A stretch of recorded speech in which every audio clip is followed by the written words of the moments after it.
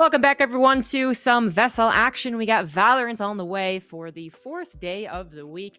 And it's not even the last day quite yet, but we are getting into some playoffs. We're into the brackets, which means today I believe we have 3 best of ones. And then tomorrow will be, well, it for us, I suppose. The players will continue on. For today, we have no Ascent or Haven. So I hope y'all tune in early to get the good news. The early Christmas present. We, in fact, cannot see Ascent. We will actually be seeing some of the other maps and played when the teams are maybe evenly matched as well. So I am the most excited I've been for today's broadcast. And Captain Atsoka, as always, here with me. How you doing today?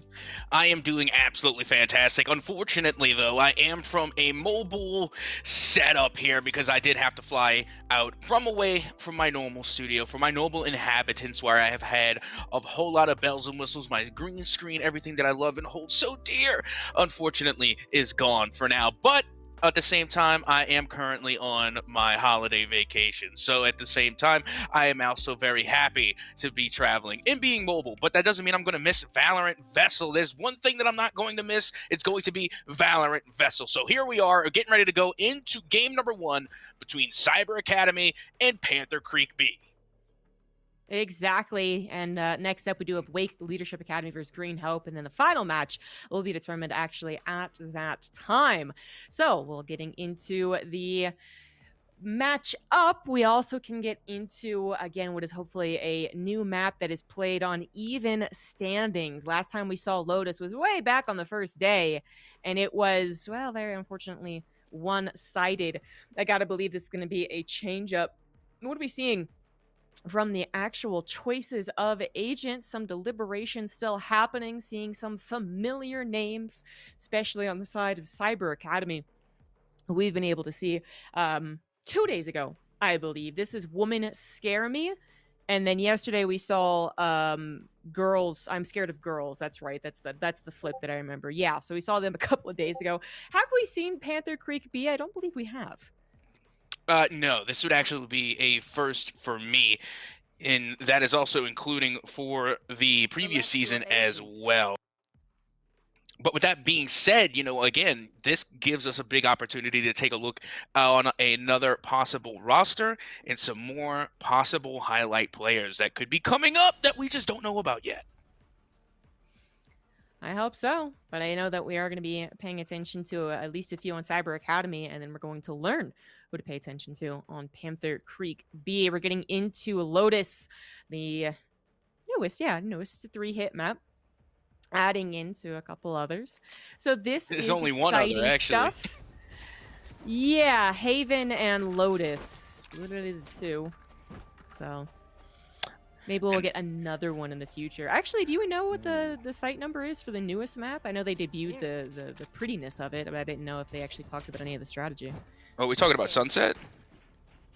No. I believe they actually debuted for the Game Changers some images of the newest map, and all I remember is that I think it's set in Thailand. That's all I have can recall. No clue. Again, okay. I don't make any speculation until I get all the information in front of me. So I have no heads or tails on what the new map is going to be. Again, my predictions are usually terrible.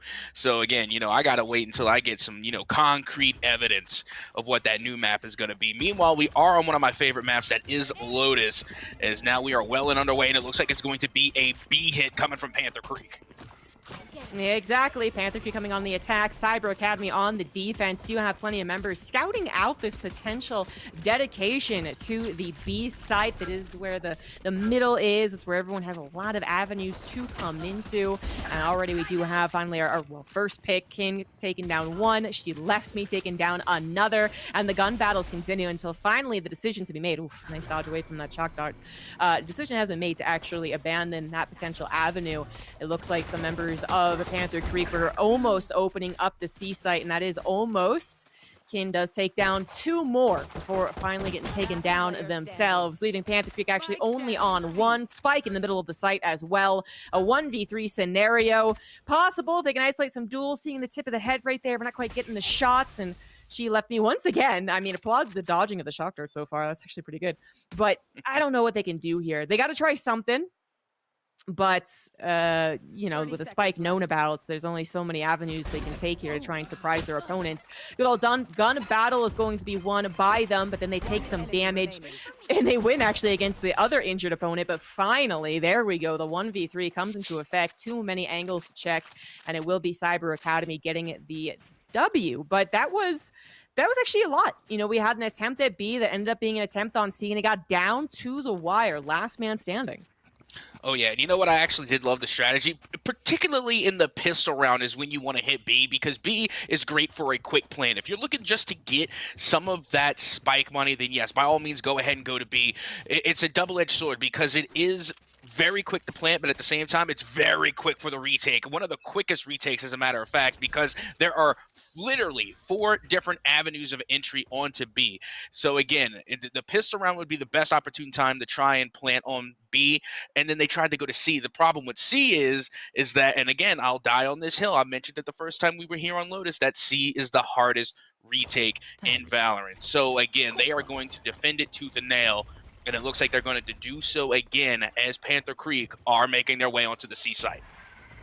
Yeah, they were able to make some headway in the last round to try from the get-go. This time around, Lucent Lunar trying to actually get some shots through the smoke, and is successful, taking down the Brimstone Salsa bots.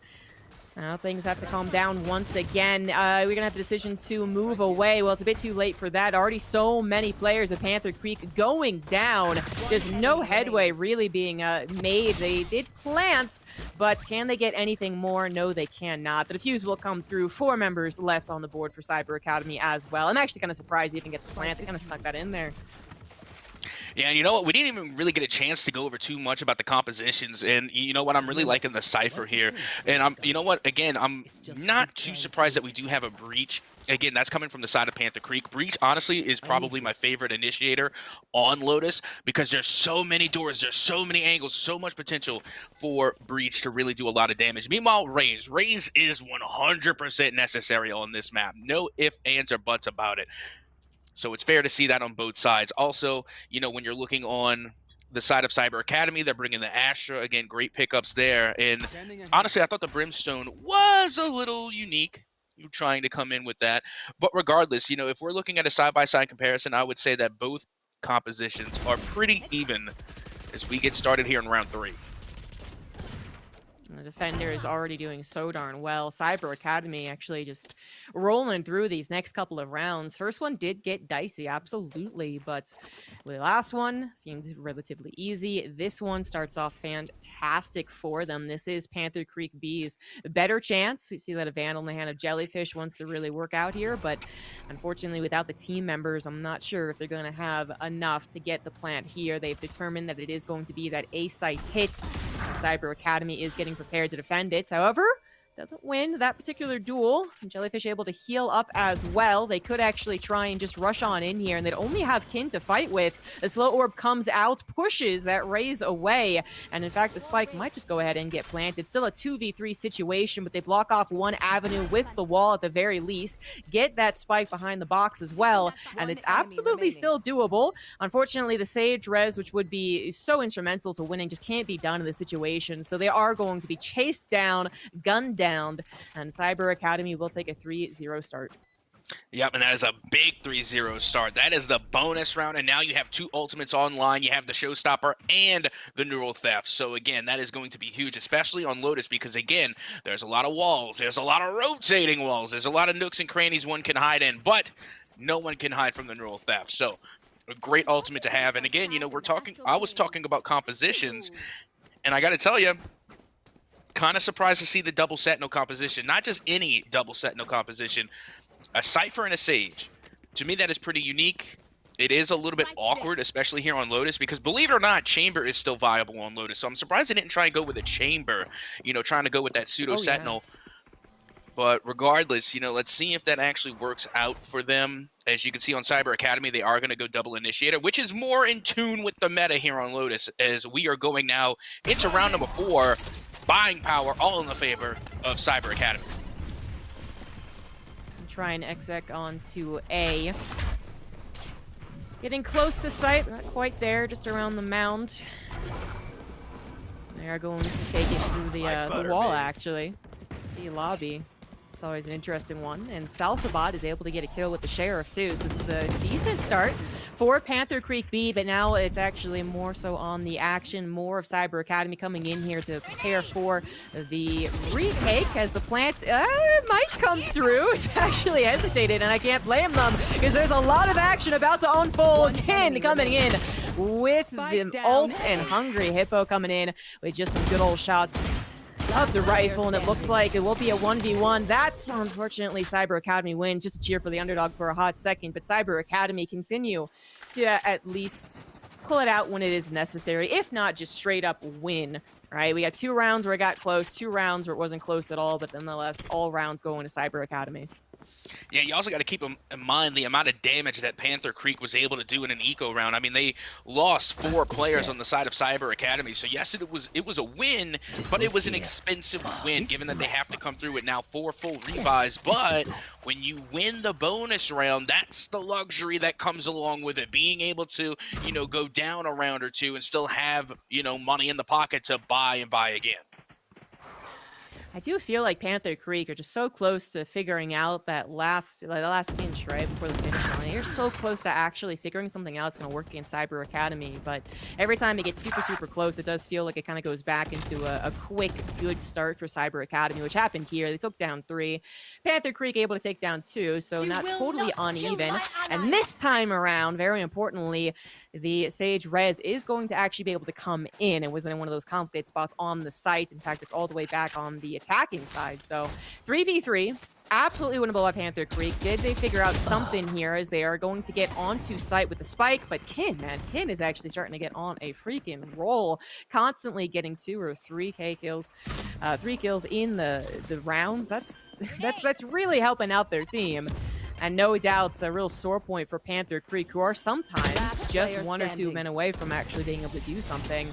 And Kin will actually get a 4K this particular round. Cyber Academy, I mean, they're doing well. They're defending well. They're clutching well. Kin is really getting so many kills to help them out. Oh, absolutely. And they're doing phenomenal on the initial, trades, going for those head clicks, getting those peaks and getting the picks. That is really what is being the difference maker here. The fact that they're hitting their head clicks on every single lane, on every single angle, actually preventing them from getting on site in the first place. Because when it comes to Lotus, it is a lot harder. Even though it's a 3-sided map, it's a lot harder in some of these retakes. Where on, another 3-sided map like Haven, you want to play for retake. You want to give up site and then play retake. However, that's not the case on Lotus. So on a lot of these initial picks, they're doing a really good job of keeping Panther Creek off of site. It's very true. Not even letting them get started. Panther Creek, even when they're stopped pretty abruptly, it seems like it's all just going to be nipped in the bud. Sometimes they do still make it very, very close. That's why I just feel like we're on the precipice of actually seeing them take a round. Perhaps this will be it. They have the man advantage at this point, and they also have 3 ults on their side. But I hear that Showstopper coming out. It was effective in the round last time they had it, and will be effective again, taking out the Doppelganger. It's this time, though, she left me, who actually had that Showstopper. So working out really well for Panther Creek B. The best so far as a 5v3 situation when the spike plants on B as well. This is a multiple avenue type of retake situation that can be set up here, but we have so many players on the side of Panther Creek B that they actually can go hunting a little bit. Exactly what happened there with Requiem taking down Ive. And it is just 2 left over for Cyber Academy. Can they clutch it out in a 2v5? It's not likely, but they are going to try and do something. Shock Dart to open up that tunnel a little bit more, trying to get a little bit more onto the sites, but taken down by a Sheriff thanks to Jellyfish. And it is only Woman Scare Me who have something to say. And it looks like what they're going to say is, no thank you, I'm going to save this gun. Yeah, I mean, there's really not much else doing here, and they will be eliminated. But at least they got 1 exit frag for the road. They didn't go away too empty-handed. The team of Cyber Academy managed to get 1, but again, that's the luxury of winning the bonus round. Again, you can afford to lose a round here or there, but the point is that was Panther Creek's first round win, and it happened on the B site. And again, they were playing for picks, and they actually were winning in terms of, those 1v1 duels. And also Cyber Academy, they were getting a little overzealous. They were pushing up a little bit too far, going into lanes where maybe they shouldn't have, and this time they got punished for it. So maybe now Cyber Academy is going to put a little respect on Panther Creek. That might be the case here. Oh, we got Cypher looking around the C site, which is going to be the spots to pay attention to. They are going to, I think, now trust that it is, in fact, all 5 members of Panther Creek B getting onto site. They have very successfully done so, all 5 alive. The Sage Wall coming up as well, so that plant's 100% happening. And being able to get into these perfect post-plant positions, it's escaped them thus far. Last time they got into the C site, it was almost a desperate play just to get the spike down and wasn't enough to win the round. This actually might be where we get to see just how difficult it is overall to retake the site. Or Kin can go over again and just make everything topsy-turvy with the showstopper, grabbing the second with that, a third back with the rifle, and it might be thanks to Kin that site looks so easy to break.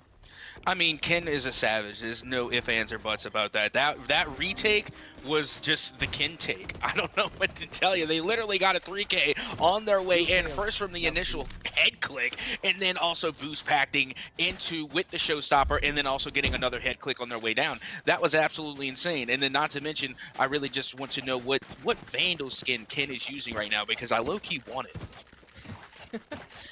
Because you think it's cool, or because you swear it's going to help you improve your Raze play? No, it's going to help my Raze play. You know, it's the same thing with wearing Jordans. You know, if I get Jordans, then I got to play like Mike. So if I get that Vandal skin, I can play like Ken. That's exactly how it goes. I'm with you. I want it. I'm also just generally inspired. This is what we really want to see from a Raze, of course, but then to actually get those clean hits. That's the beauty of it. So, love it, love it, love it. I do hope that Panther Creek can overcome Kin's seemingly OP-ness, just because... Oh, someone can take that out of context. Just because there's a bit of a problem there. There is a bit of a problem. They get into these decent situations. They seem to winning some of these battles, and then Kin comes in and just is too OP to stop. But they can figure out how to take them down. They can actually start getting multiple rounds in a row. Salsabot takes down one to start things off. This is how they won their last round, but they still have to get on the site, and they take down Kin as well, and I feel like this is, once again, a great chance for Panther Creek B to get around. Yeah, and take a look at this. You know, just off the rip, Panther Creek, they're not even really pushing for site, right? They're just, you know, letting their presence be known, and then letting Cyber Academy come to them, and then that's when they come in with the punish. That's when they find the head clicks, and then they get the numbers advantage on their side, and then that's how Panther Creek is getting wins. So again, they're not going for that overzealous push. They're letting Cyber Creek come to them. They let Cyber Creek be over-aggressive. So I think that is going to have to be the play for Panther Creek from here on out. Now they get that spike onto C, this time in a 5v3 situation. A couple of ults, too, if they wanted to use them. Ive takes down Where's Vale to get things started on this potential retake. Wall broken down, but Smokes now also to combat, thanks to the Brimstone. Oh, an Astra ult gonna come down to try and complicate matters on the site. Will it be enough, however? Ive is able to get one more before going down, and it might just be a numbers game. Woman Scare Me gonna try and be like Kin, but not successful. Sorry about that. It's gonna still be 2 left alive for Panther Creek B as they do get another round on the board. Yeah, not to mention, you know, I'm looking at the ultimates right now, and the ultimates are looking really good for Panther Creek. Granted that there are 3 on the side of Cyber Academy. Neuro Theft, Hunter's Fury, and of course the Jellyfish. I know they're called the Seekers, but I'm going to call them the Jellyfish. But when you're looking at the other side for Panther Creek and their ultimates, I'll be honest, their ultimates scare me a little bit more. I mean, you're going to have the res from the Sage. You got Neural Theft, which is the same as on Cyber Academy.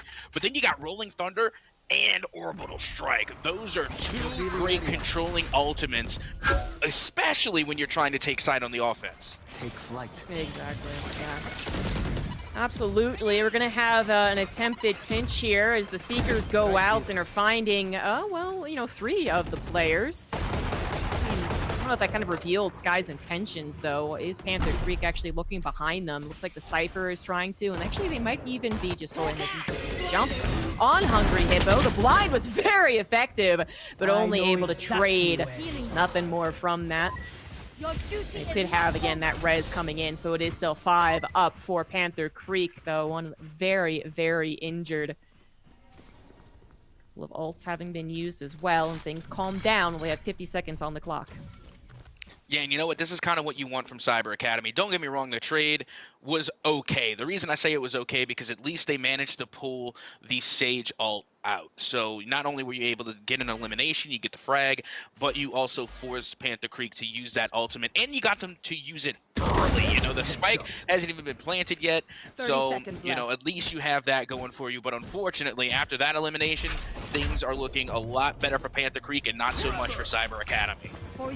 I really like their movement right there. They pulled back, they let the defenders question for a little bit, and then someone very patiently, Requiem, also getting a 3K now, was waiting for someone to enter in through more of that B site, the B main, B pillars.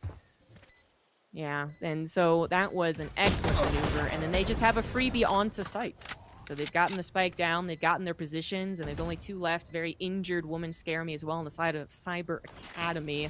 Looks like they might try and get something done just by going for the exit frags, I think is the smart play.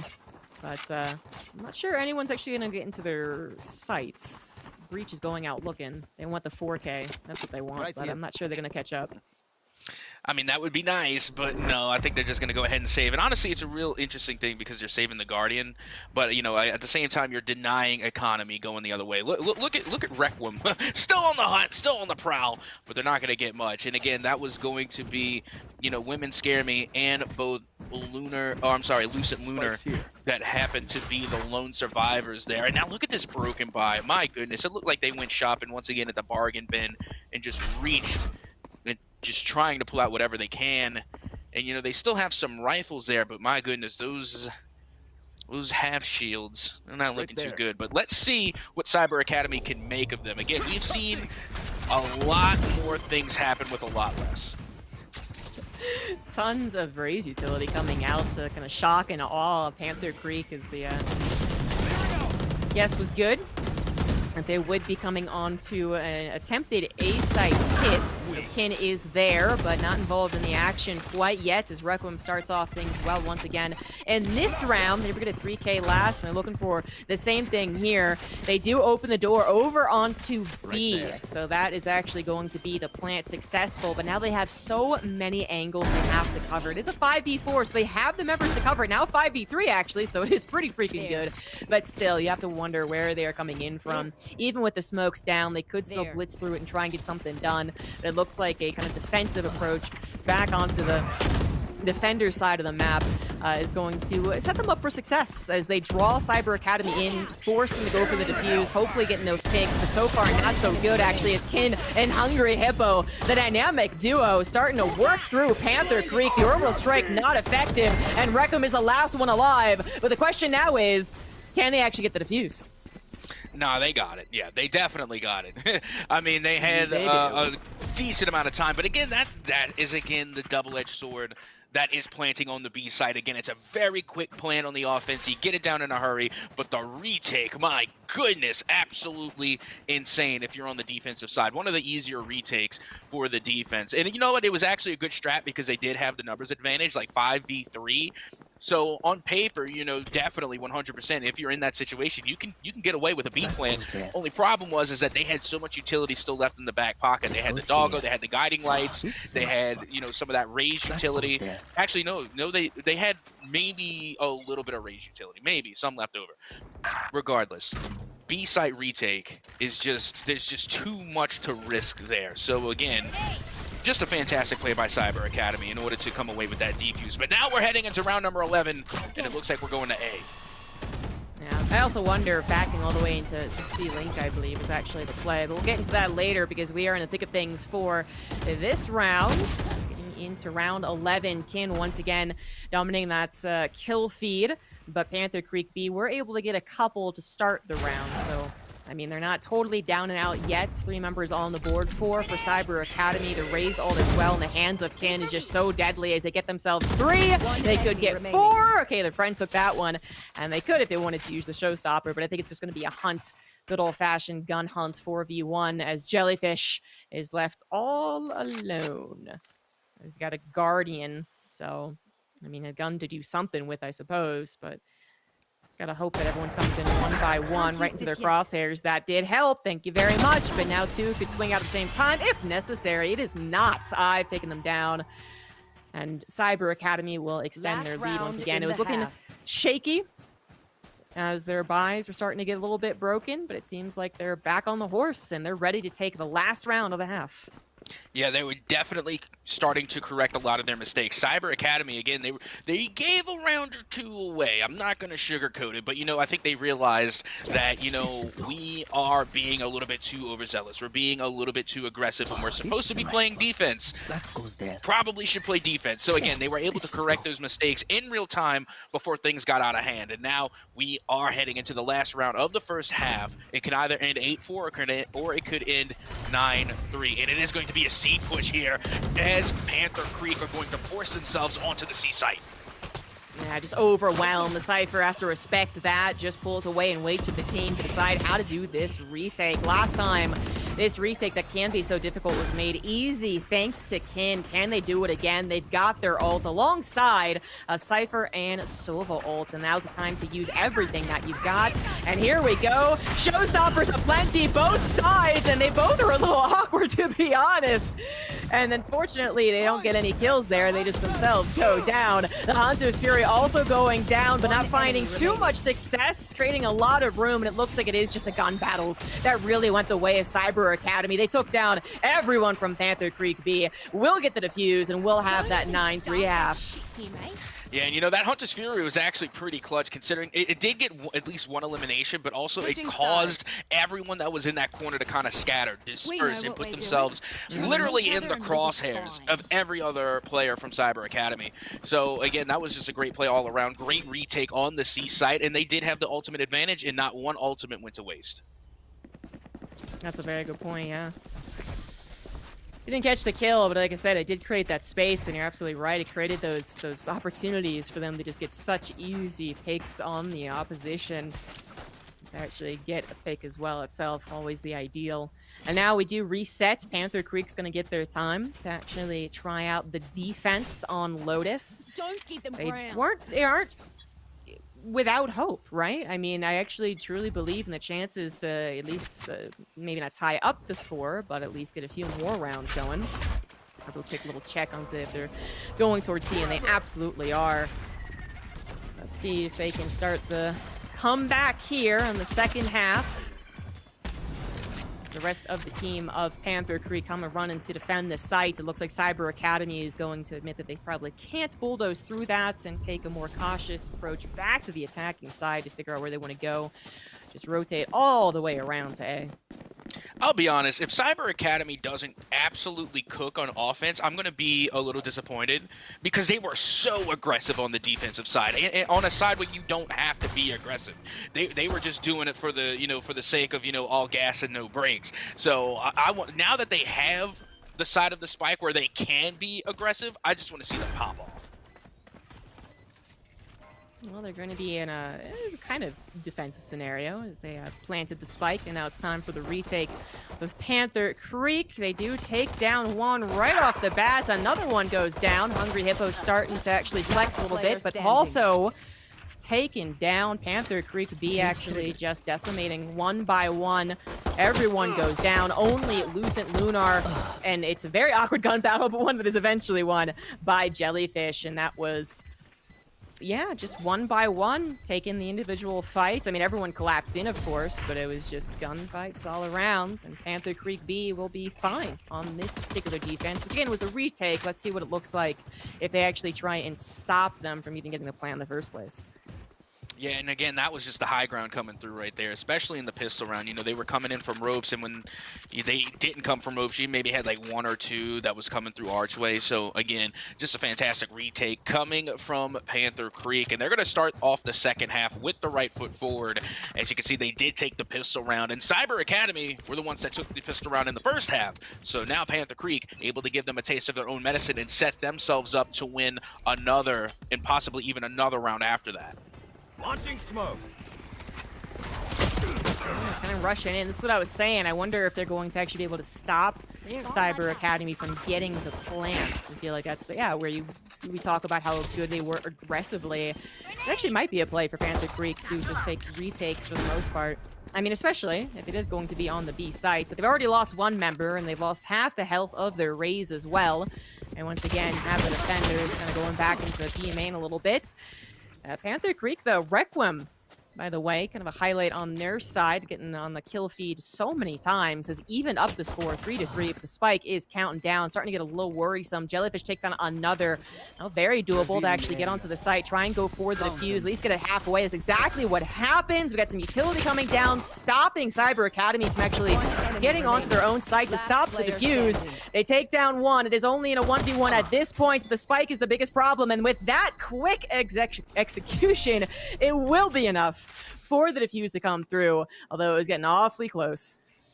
Honestly, the best thing that Panther Creek did was get that spike to half. As long as you get it to half, you can do so much. And I honestly think that it goes understated about how much you can do if you just get spike to half. They say pros don't fake. This is true. You don't fake a half defuse. You stick the half defuse, and then you pull your gun back up. You play for the clicks. You play for the elims, and then you have so much time left over to get the defuse. So again, great heads-up play coming from Panther Creek. Once again, being able to successfully retake the B site.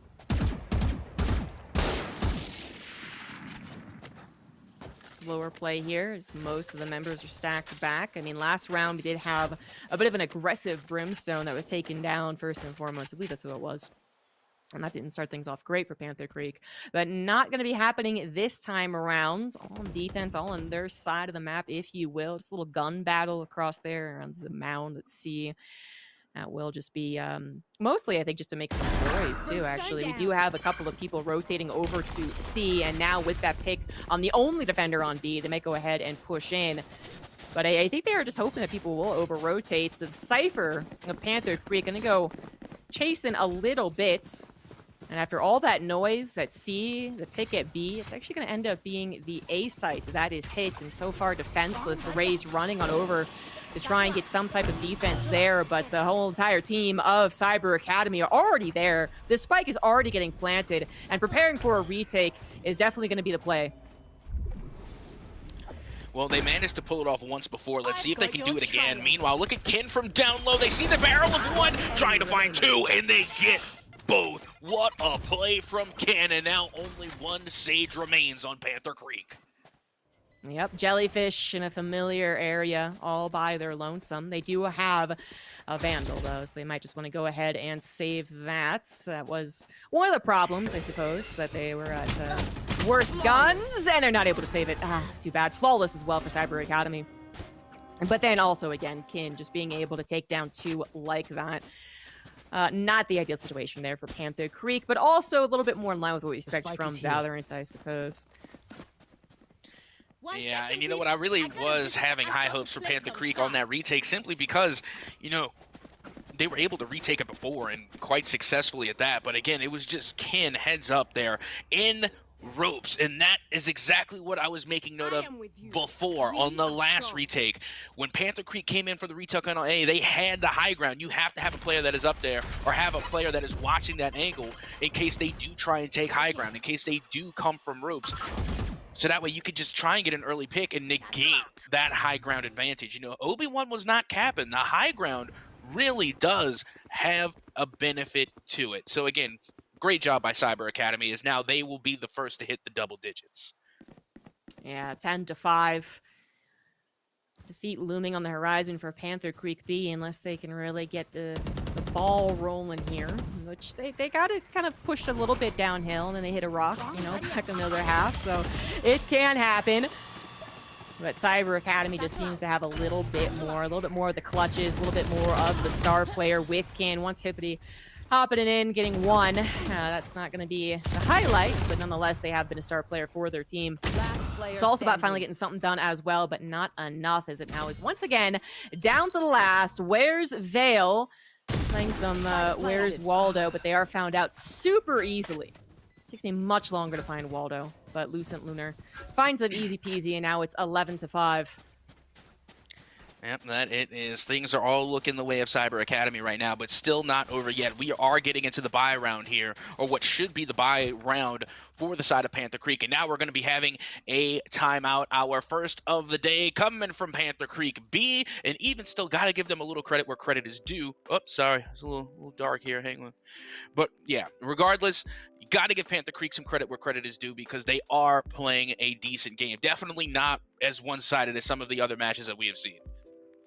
No, yeah, absolutely not. I actually like a lot of what they're trying to do, but I mean, a lot of those beginning rounds, especially, it did feel like Ken was just their number one nemesis. Like, there you are.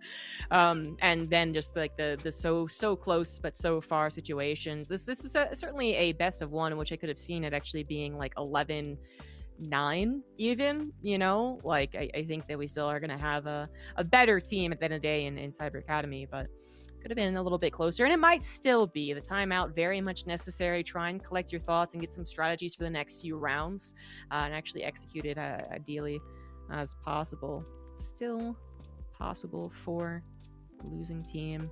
I was going to ask you something and then I totally forgot. Oh, you were going to ask me something. Okay, so this is once again what I'm picking up as the Zombie at Soka show. No. Except for instead of me asking the question, it's going to be you asking the question. I like that. What you got? Do you Well, I remember it? was, and then I forgot it, and then I took too much Oh. time. So we are back into the action. With it being Oh. so close to the end, I'm afraid we're going to have to stall out on the show and get right into it. So yeah, Panther Creek looking at a loss very soon if they can't stop it right here, right now. The Astral has come down to separate the backside of B. The plant will come through, and already a pick there too for Cyber Academy. Another one makes it a 5v3, and Kin is still alive One enemy with remaining. the showstopper and Hungry Hippo as well. Again, the dynamic duo popping up on that kill feed over and over and over again. And poor Jellyfish is left all alone without anything to do, is going to be chased down. A flawless to give them their match point round, 12-5, and Match Panther point. Creek are in all the trouble in the world. Yeah, absolutely. The only thing that's really going for Panther Creek right now is that they do have a pretty solid ult economy. 3 ults at the ready, one of which being the Orbital Strike, which is interesting because, again, when you think about Lotus, Brimstone usually does not come up in the conversation often. A lot of times you are going to see that Astra and as well as an Omen. You know, so again, the Brim was an interesting choice, but I do like the Orbital Strike as that, you know, ult, you know, just on Lotus. I feel like you can definitely clear out a lot of areas with that, so that is one benefit to it. But again, it's going to come down how Panther Creek is able to use it, and now their backs are up against the wall, so they're going to need to use these ults here and now. Well, they have corralled Cyber Academy a little bit. I feel like this might be one of the more ideal situations to try and get that Orbital Strike down, considering as well that Brimstone is still alive. Unfortunately, a couple of Panther Creek's members have already gone down.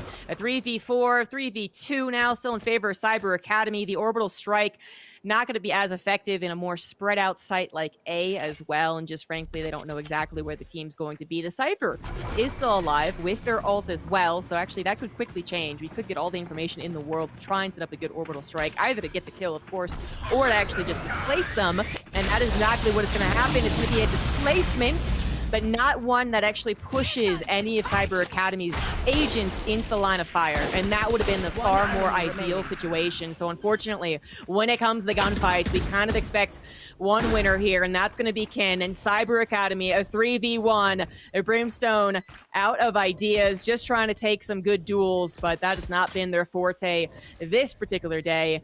So I'm afraid this might just be it. A matter of moments. SalsaBot has had a couple of good moments themselves. Maybe something can happen. As Tim Beacon's going to try and help out as much as possible, and they're going to go chasing around. But Cyber Academy actually playing so defensive. They're just lurking, really waiting for him to appear. And there you have it. A 13-5 final scoreline as Cyber Academy takes the best of one. And you know what? Not bad at all. We have definitely seen, you know, a little bit more one-sided matches, particularly on Lotus. But with that being said, you know, I'm glad we got to start things off on a Lotus map. That just makes the world to me, because after seeing, like, what was it, eight ascents in a row, it's really nice to start things off with Lotus. One of my favorite maps for sure, as well as Haven, but we don't get Haven today, so Lotus is the next best thing. I'm all here for it. And with that being said, you know, great from Cyber Academy, because, you know, the first time we saw Cyber Academy, they were looking a little shaky. Now they're looking a lot more confident. They're looking a lot less hesitant, and they're looking like a well-oiled team. Yeah, I was really quite impressed, and Ken really popped off. Abso-freaking-lutely. I do have some sad news before we go to the break. Apparently, it's now Sunset that's been taken out of the equation, and Ascent is back in. So, I ain't even we mad. could have it Yeah, okay, all right. Well, we saw one good map that wasn't Ascent, so thank you very much to the teams for that. But guys, we have another match heading our way. It's going to be Wake Leadership Academy versus Green Hope, and then one more after that. So don't go anywhere, guys. More Valorant is coming at you.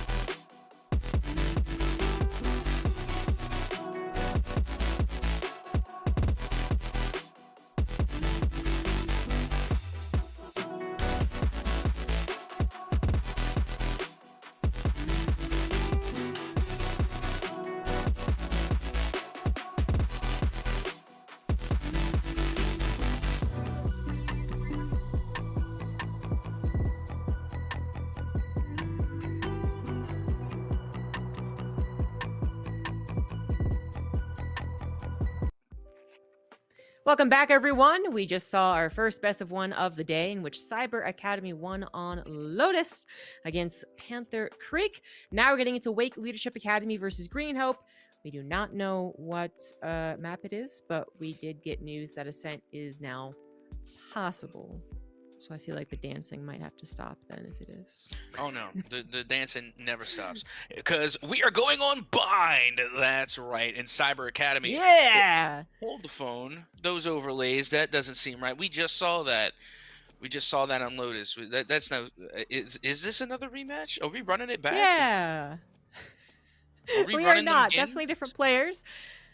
You right. I remember some of these players. Ooh, swag checked. Had a lot Yes. of swag moments. Swag checked is cracked. They did actually get like one of the biggest highlight reels I remember because I shared it on Twitter. Indeed. Yes, they thanked us, which was very, very nice of them. Yeah, it was a pretty cool moment. The op ace, I believe it was. And in general, was kind of popping off on that match. For the other team here, it is going to be Wake Leadership Academy versus Green Hope again. Do we recognize any names there? I feel like I recognize Mr. Squigglebottom, but it might just be because of the name. Because they did something particularly cool. Squigglebottom. Yeah. But yeah, bottom. I want to talk about the compositions real quick because, first of all, you already know I love Viper. Viper's my favorite, right? We know this. But I will say, yes, there you go. Viper shouldn't be a solo smoke. Where are you going? Go back to the Omen. Oh, Wake Leadership, you're fumbling the ball here. And you're going up against Green Hope A, by the way. Green Hope A, actually really good. The point I was trying to make, even though I love Viper with all my heart and soul, they're better kitted in a double smoke composition. Like, if you're able to pair them, ideally on Bind, I would pair them with a Brimstone. So, again, that's what I was looking for coming from Wake Leadership, especially, if they're going to try. Because, again, solo Viper is just so hard to run on Bind. So, again, the double smoke composition would have been great. Meanwhile, you're looking at Green Hope, and they're going to be going with the double initiator. But for their smoke, they have Brim, which is a great pickup. So, again, their composition, honestly, looking a little bit favorable, especially when you have the Cypher going up against that Sage. That Cypher is going to cover so much more ground and have so much more utility across this map than Sage possibly can. So, I'm absolutely loving that pickup. And then not to mention, they're also picking up the heals with the Sky. So, you're getting the benefits of a Sentinel while having the healing potential of the Sage. So again, the composition from Green Hope just looking really strong. I like it as well.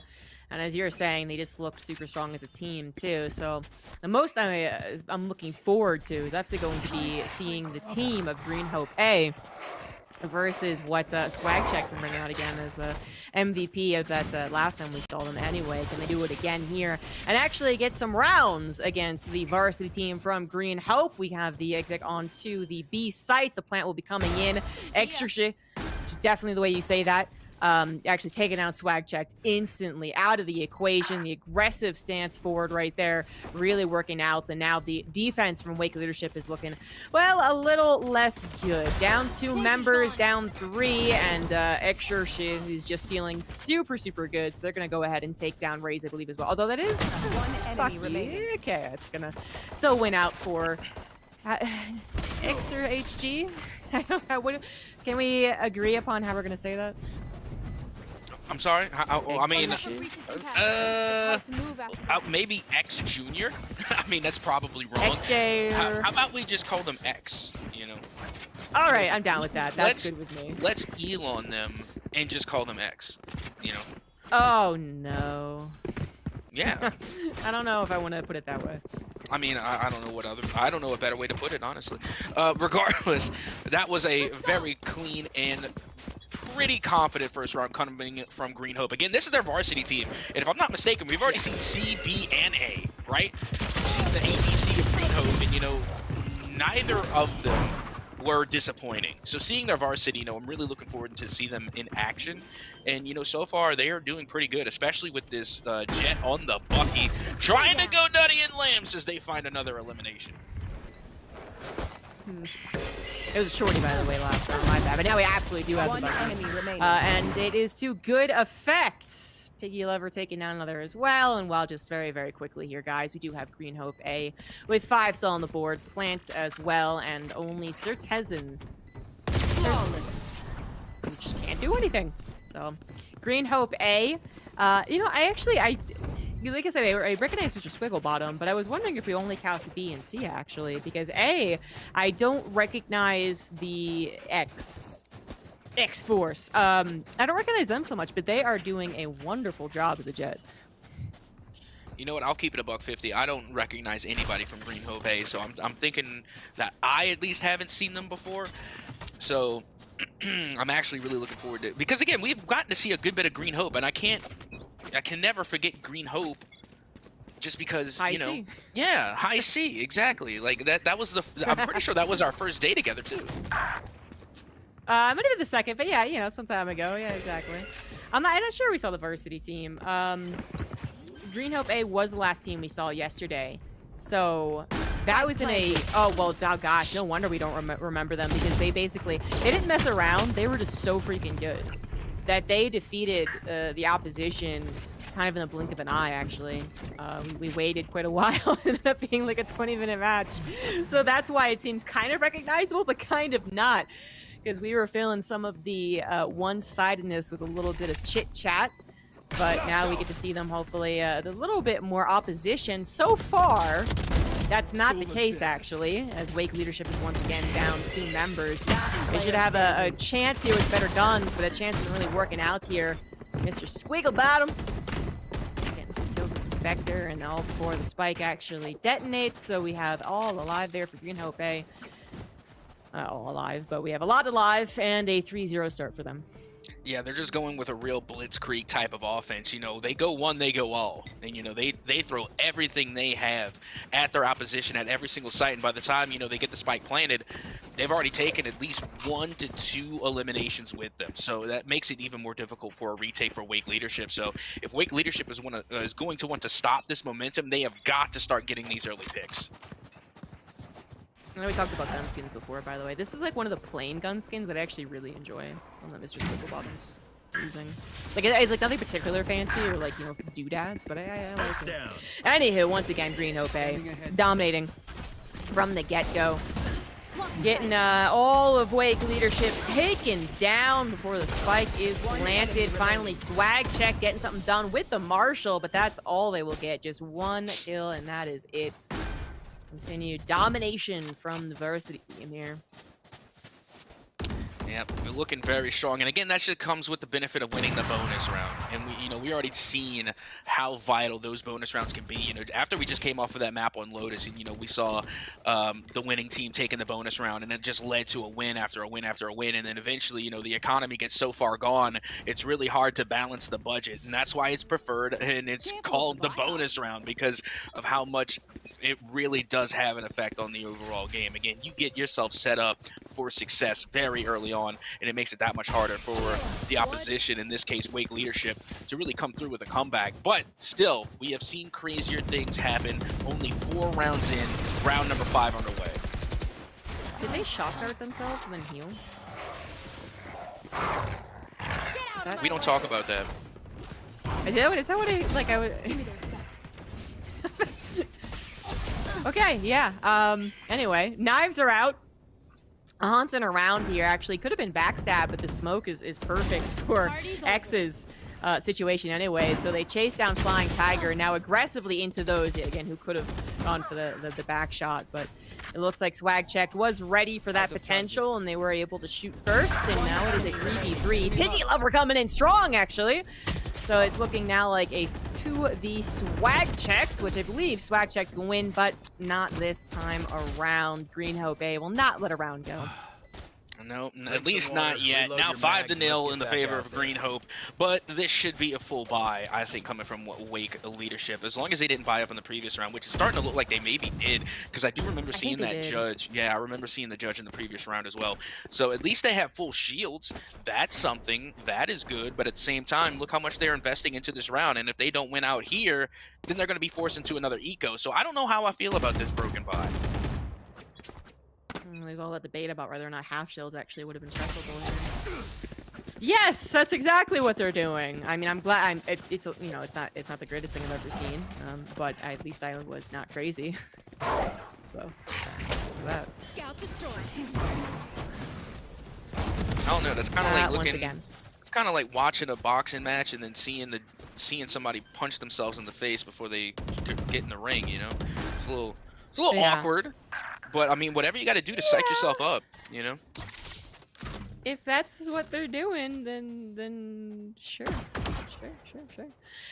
Green Hope A, again, in a beautiful position to win here, and that's something that they are going to do. Sir Tezen trying to make something different happen.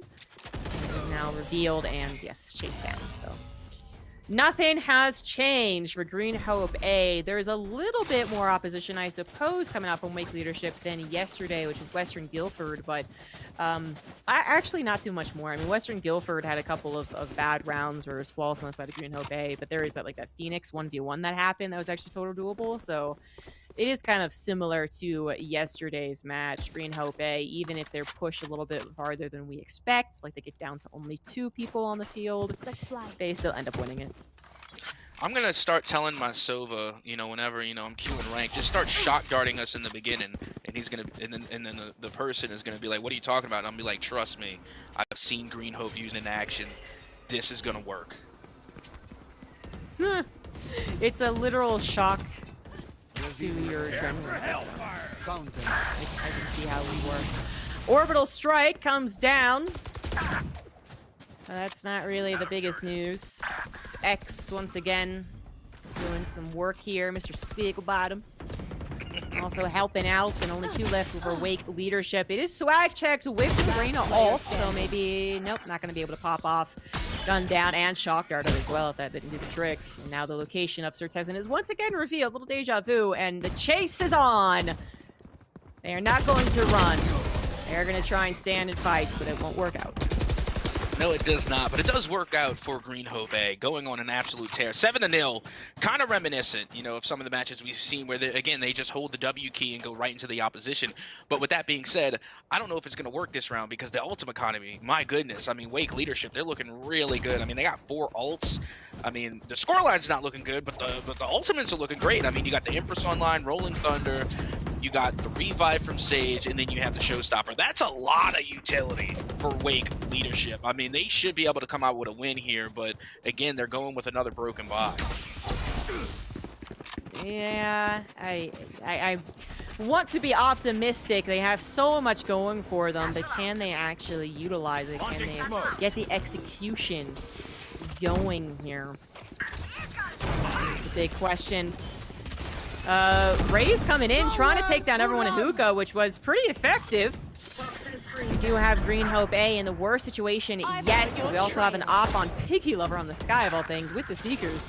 Gonna try and get some serious shooting done. Got the leftover heals from healing up earlier from the shock there, which maybe they're gonna regret this time around. But they are actually managing to get over to A to get the plant. So it's still a 3v3 situation. Wake Leadership, no idea this was happening. They had no clue it was gonna be that rotate. Now going to rotate, plan up their retake. Time is a ticking. And that operator is still in play, although the Seekers, not so much. So actually finding where their opponents are could be difficult. I don't know if the Cypher utility has been set up and where, but seems like it's good enough for Green Hope A as they once again take the man advantage. Chikani, I remember that name. Getting one from top side. Now Piggy Lover is in their sights, but a dangerous game to play against someone who has an op. And it's actually top on the bottom with the rifle who's going to clean everything up. This is actually going to sound pretty crazy because I've been playing and casting Valorant for several years now. And this is the first time I've ever seen an op on a Sky. Like, legitly. And I'm talking about, like, rank play, casual play, competitive play, everything. I've never seen a Sky player use an op before. It doesn't make too much sense, and it's not like this is one of those weird compositions where you do what you can. There is literally a jet. Right here. Well, in all fairness, like, you know, to me, as long as you can hit your shots, I don't care. If you're hitting shots with the op, go ahead and pop off, you know, let them cook the whole 9. It's just really interesting to me that for how long I've played this game, seen so many different matchups and variations, that I still have, this is my first time seeing a Sky with an op. I just think that's funny. Yeah, and how many bad players exist on ladder. No, I'm totally with you. It is a little surprising. I can actually see something with the Seekers to like a degree, but obviously the Seekers would help if the Jet had an op, and then there'd actually be escapability for the Jet. So it's not like I think they're clearly just having a little bit of fun here, especially with the shock darts coming down every single round to start things One off. enemy remaining. And it really looks like Wake leadership.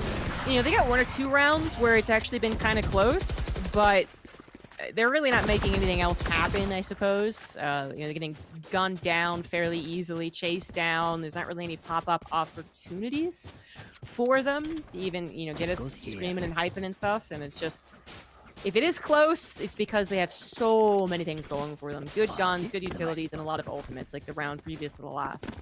Otherwise, it's pretty freaking one-sided for Green Hope A, which is just unfortunate. I was hoping to see Swag Check get a moment to really pop off.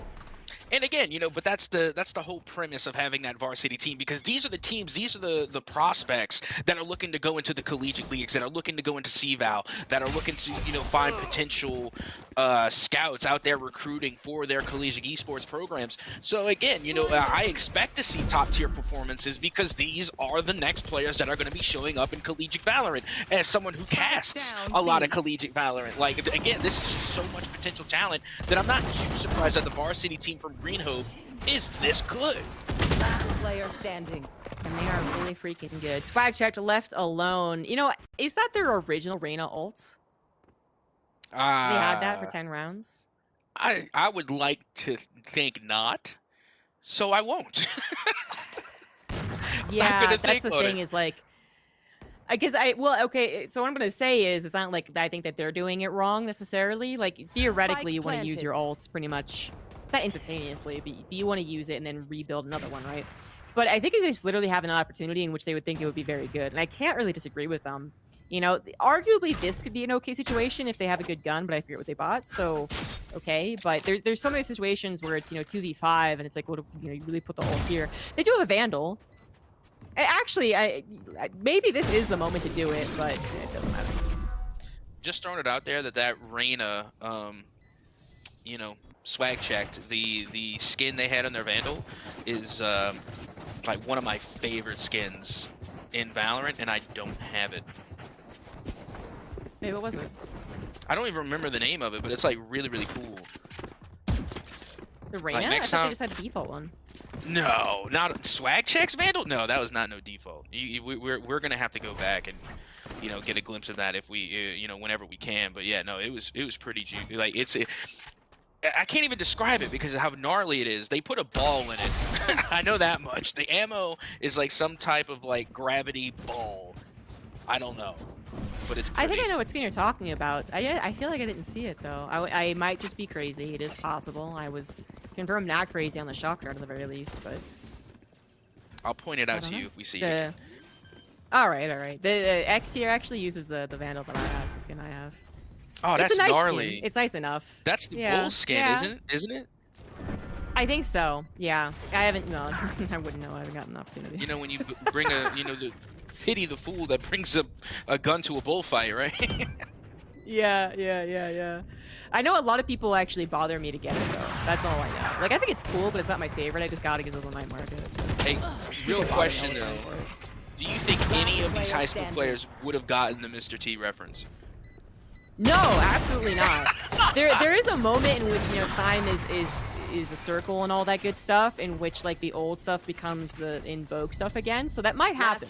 A team might actually come back in like some zoomer way, but I can imagine that they have no idea. Because like, you know, players for the most part in esports, any esport, players are usually younger, you know? Oh yeah, maybe facts. not like, you know, like Fortnite's like the youngest maybe, I guess, but then even in StarCraft, which is a super old game, you know, there's an up and coming kid who's like 19, and this kid, I was like, he knew some 80s songs, because that's still kind of like popular enough in a way, right? It's like retro, I guess. Yeah. But we were listening to 2000 songs, like some Britney Spears shit or something like that. Oh, and yeah. the kid was like, what is this? And I'm like, what are you? Get out. I know exactly. Oh my goodness. Piggy Lover going for the no-scope there. Not able to connect, but it looked like it did, you know, just because there were so many frags happening just there on A main that it looked like the no-scope connected. And now here comes the Hunter's Fury. In the wake of their own teammates' Hunter's Fury, they just ate it. Yeah. Green Hope A almost on the match points, and I think they will be here. It's a 4v3, so you would consider that very, very winnable side Wake leadership, but quickly that becomes 0. Z. 0. Z0. Z is Z. Switching whatever. sides. Now the Match swap, point. and I don't know if it's going to get much better for Wake leadership. I don't know. Again, just because of, you know, who I am and the way, you know, the way I like to approach things, I'd like to think until the game is completely over, it's still winnable. Always winnable. Until it is done. Until the clock stops. Until you are no longer playing, it is still winnable. I like your belief. I like your optimism. I'm just saying, I'm going to be a great esports coach when it happens. Oh, we're posting up with the squad. I love this. Bro, get in the pics. My intel. Do it for the is that gram. obstacles. Oh, yes, this is a great team. I love these guys. This is a great team. They're having some fun. And now it might be time to just get this match done and dusted. Flying Tiger leading the charge here into Hookah, trying to go after that B site. Only one defending so far from Green Hope Bay, so they could definitely get onto it. They give a lot of util, however, trying to do so, and actually I think they could have been just overwhelmed. Swag actually able to take down top, starts things off decently well as the plant comes through, and now it seems like just with the jumps, Green Hope Bay feels very confident that they are still going to win out. Guy backs away, gets Jet the kill. And it is a 3v1. A very, very, very injured Viper. Managed to get one more and actually gets over. Oh, wait. Oh, my God. I actually was like, yeah, it's going to be game over. But hey, Chicani. 4K right there. Nicely done. What shutout? There ain't no shutout here today. It ain't happening. Not against Wake leadership. Not against Ciccone. It's not happening today, dude. But, hey, I'll be honest, though. Like, I can't wait, you know, for Green Hope once again just to go up against another varsity team, because I'm not saying they're going to lose, and I'm not saying, you know, it's going to go either way. All I know is that there's going to be a couple of rounds where I think they would get smacked around by the Palisades. And, you know, I just want to be there when it happens. I want to be there when it happens, because then I want to see Green Hope lean forward. You know what I mean? I want to see them. I'm like Goku, you know? I want them at their top form. You know, I want to see them at their best. You know, a lot of Dragon Ball's lessons was how that was a dumb idea. You know, 100% It's like facts. Vegeta. But I'm not going up against Green Androids Hope. a chance, and then everything went. Yeah, like I'm not going up against Green Hope. I'm watching from the outsides. You know, like I'm pretty much like, you know, remember in like the tournament, you know, when they were going up in the Super Saiyan God tournament, you know, for the Battle of the Universes. Oh, you you know know, what, Super? Yeah, Dragon Ball Super. You know, I haven't. already, I don't play with that. I'm in the stands. I'm in the stands. I'm just enjoying the show. Yeah, well, I agree with you on that, but I've tried to get into Super, and every time I hear the Dell's voice, One enemy your remaining. house mom take, I'm just like, stop it. I'm done. Anyway. Oh, we're down to just X and a Marshall. Now they have picked up, well, nope, just a Marshall, actually. Yeah, okay, now they pick up a Spectre. And they're going to try and do it here all by their lonesome, which actually still might be very, very possible. And indeed, it is. That's 4 for them and the defuse and the match.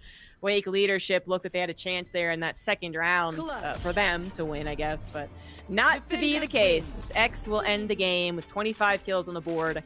And that is Green Hope A winning this best of 1. Yep, and if there's anything we know about X is that they're going to give it to you, and they most certainly did. X came through with the Marshall, able to find a no-scope, then able to pick up the Spectre, and sure enough, they gave it right back to them. So again, fantastic games being played again by Green Hope. I hit my laptop a little bit. I apologize. I am in a mobile command center right now, bringing you the best Valorant action that we could possibly bring you. We're putting on for VESL. The players are putting on for VESL. We're out here doing the thing, and I got to tell you, once again, Green Hope looking so strong. I'm like all hyped for it, honestly, because again, we get to see them go further and further on, and I cannot wait to see them go up against a varsity team. Give me North Mech A, give me the Palisades, you know, put them up with one of the top tier teams. I'm ready to see the monsters collide. Let them fight. Yeah, I'm gonna be able to see that tomorrow. I'm not sure what the plans are for the next series, as we are literally deciding it now that we have finished the second best of 1 of the day, but don't forget, there will be a third match here. We're going to go to a little bit of a break, and when we come back, it's another best of one for VESL 15K Regional Valorant Qualifier. See you soon.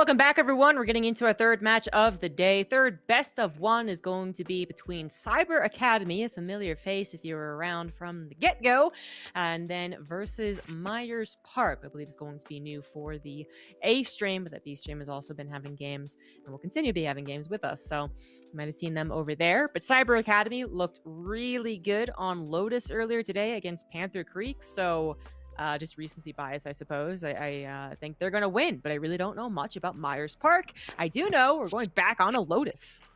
Oh yeah, Myers Park is a familiar name from last season for sure. So I think they should put up a decent fight, if not even possibly come away with a dub here. I don't want to speak too soon because we all know the Captain Caster's curse is very real. As a matter of fact, Flo Shizzle even confirmed it live. And if Flo Shizzle confirms it, then it's pretty much set in stone. So again, I don't want to put anything out there, but I am expecting a good matchup, and again, I think Myers Park might give Cyber Academy a run for their money, but we shall see as we get ready to head into our first round here. And I love that we're going back to Lotus again. This is our second time on Lotus, and I gotta say, when the map first came out, people were dogging it. They didn't like it, but I was loving this map from the get-go. I love everything about it. One, it's the only other three-sided map we got.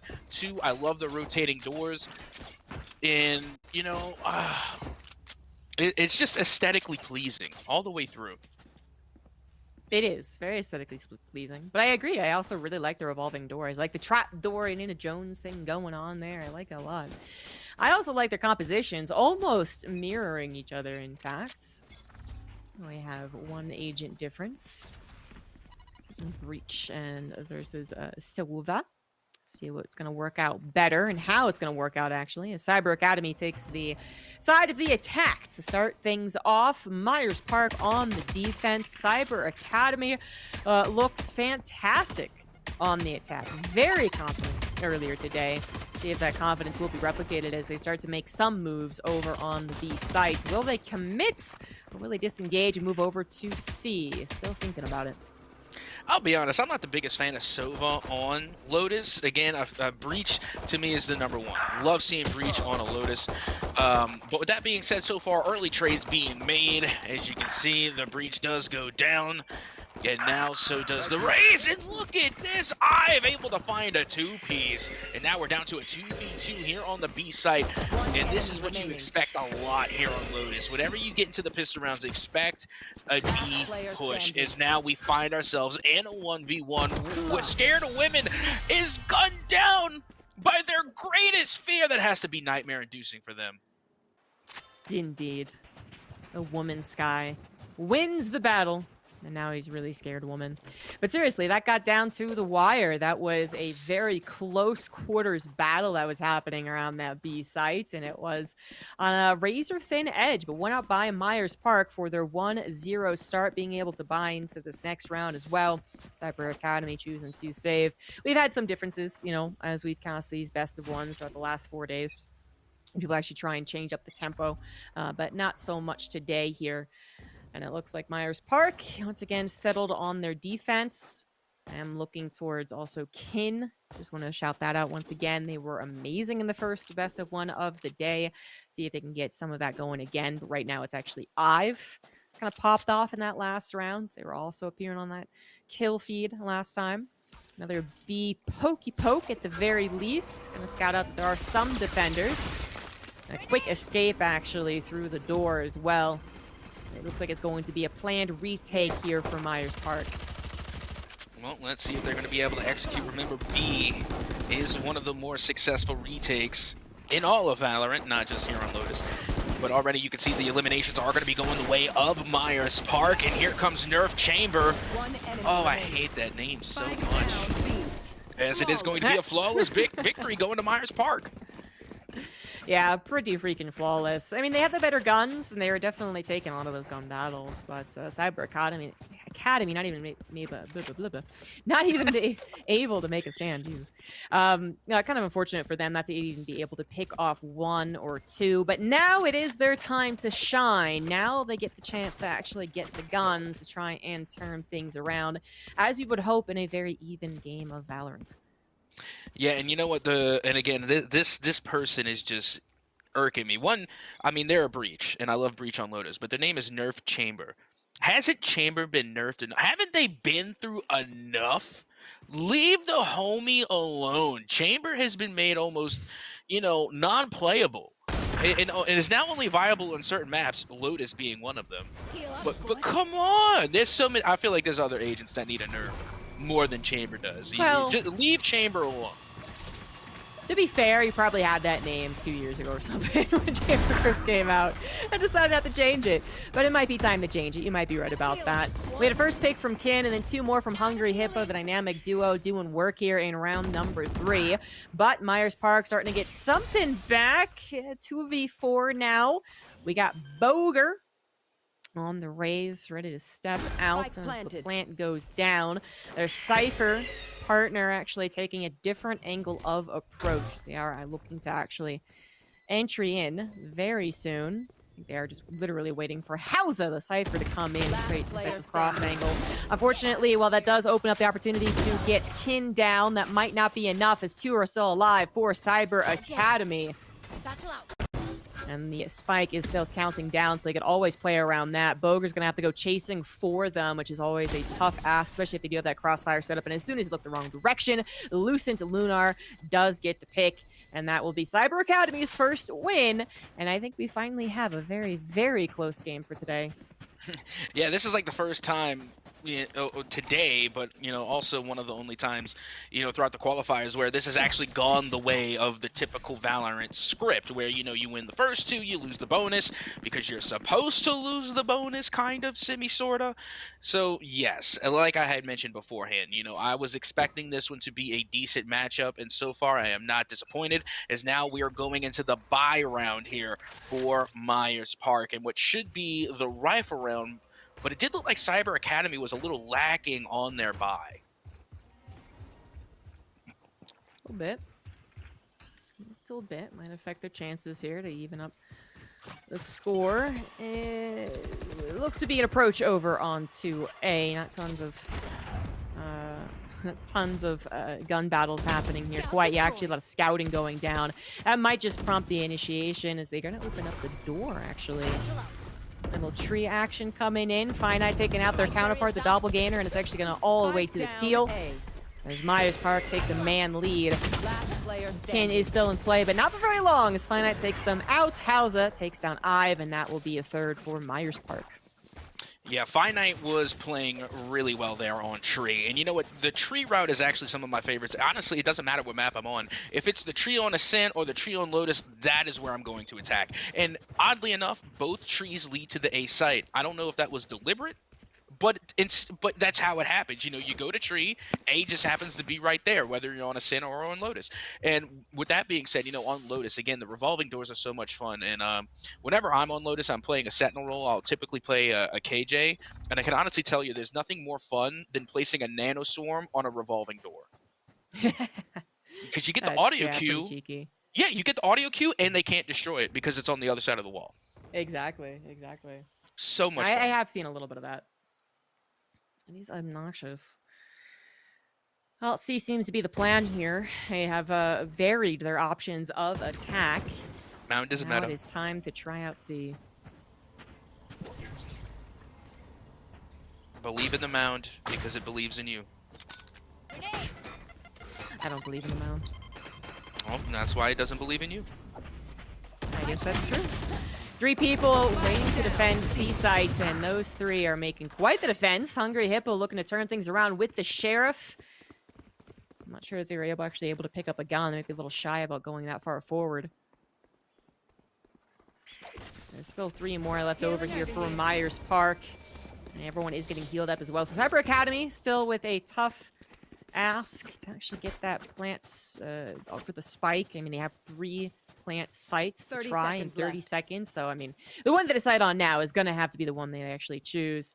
We got the Cypher going over to A to make some noise, perhaps pull more of the defenders over there as well. So, actually, Hungry Hippo, who, by the way, could not pick up a gun. Still working with that Sheriff. Can maybe do something over on B. No sound was made. Just going to work their way back on. Now, B is not exactly open, but if they take down this breach, and that is the audio cue there too, then maybe I was going to say there could be something to be done, but actually the breach who I swear I'm going to call Chamber accidentally at one point. Nerf Chamber was able to take down both of them. So that will not be an opportunity there for Cyber Academy. Now, they do have better guns, and they have 3 ultimates to them as well. So this could be looking a little bit better. I mean, I was going to say, yeah, 1 Bulldog is a little unfortunate, but otherwise they have good guns. Yeah, you know what? I mean, and because I'm such a petty Betty, I'm going to start calling this person Nerf Breach. That's right. And I like Breach. I love Breach. Honestly, I don't think you should nerf Breach at all. But because they want to go and bring the smoke on my dude Chamber, you know, I'm going to bring the smoke to them. I don't know what to tell you. Nerf Breach. Yep, that's right. That's what we're going with. And here we are, now going into round number 6. And you can see Hausa going to be guarding the C site as you do see the showstopper coming out, not able to connect. And now Hausa able to find one onto Ken. One of the top frags coming from Cyber Academy is now Hausa will be eliminated 4v4 now, but the site is currently going the way of Myers Park. They are not allowing this plant. They will not be playing retake. They are going to stop the push here and now as the last player will be eliminated. Myers Park take round 7. That's actually really surprising, too. I mean, Cyber Academy had a couple of things that could have gone well for them, right? I mean, literally, the showstopper could have actually connected, and that just would have taken the defender out of sight and given the chance to really get positioned onto it. The Astro Wall didn't really, I think, get to play as much of a part as they were hoping, right? Because it seemed like their strategy, Astro Wall, showstopper to clear out the site, push everyone back if there were a lot of people, or at least take down the one person that is there, most likely the Cypher, right?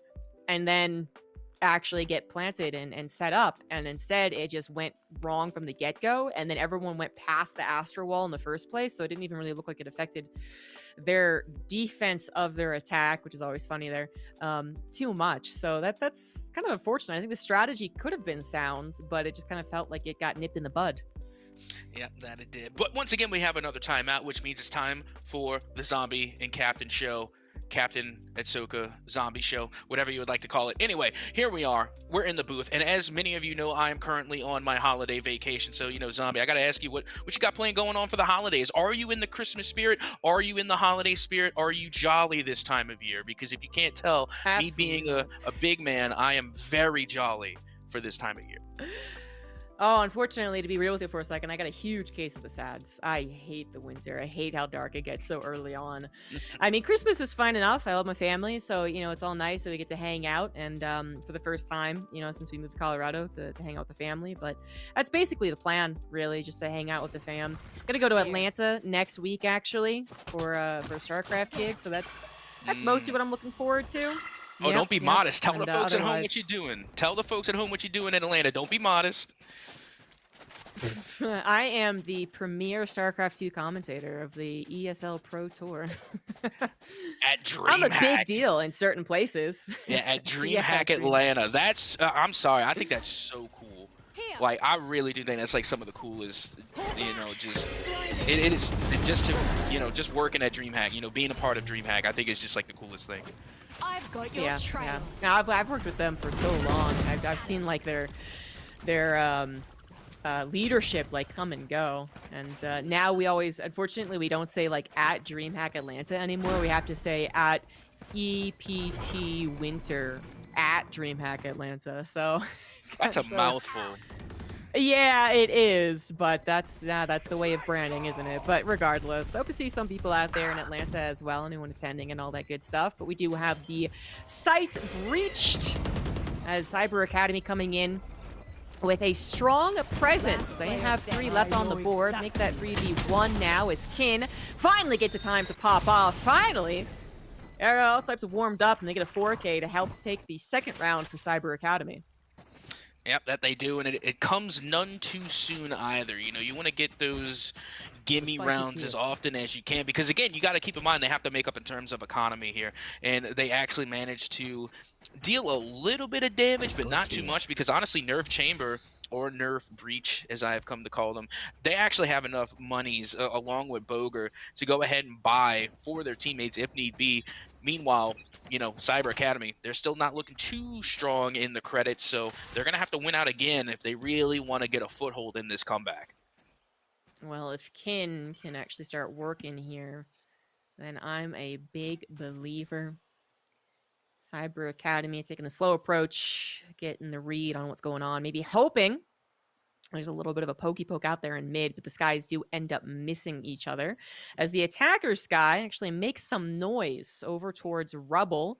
I believe they actually might have even sent out a bird there. And now they're coming back, and it's maybe going to turn awkward on them. No, they're looking the right direction. Finite was not. So that is the first pick going the way of Cyber Academy with that lurking around that was happening on the attacker side. Now the rest of the team is going to exec onto that C site.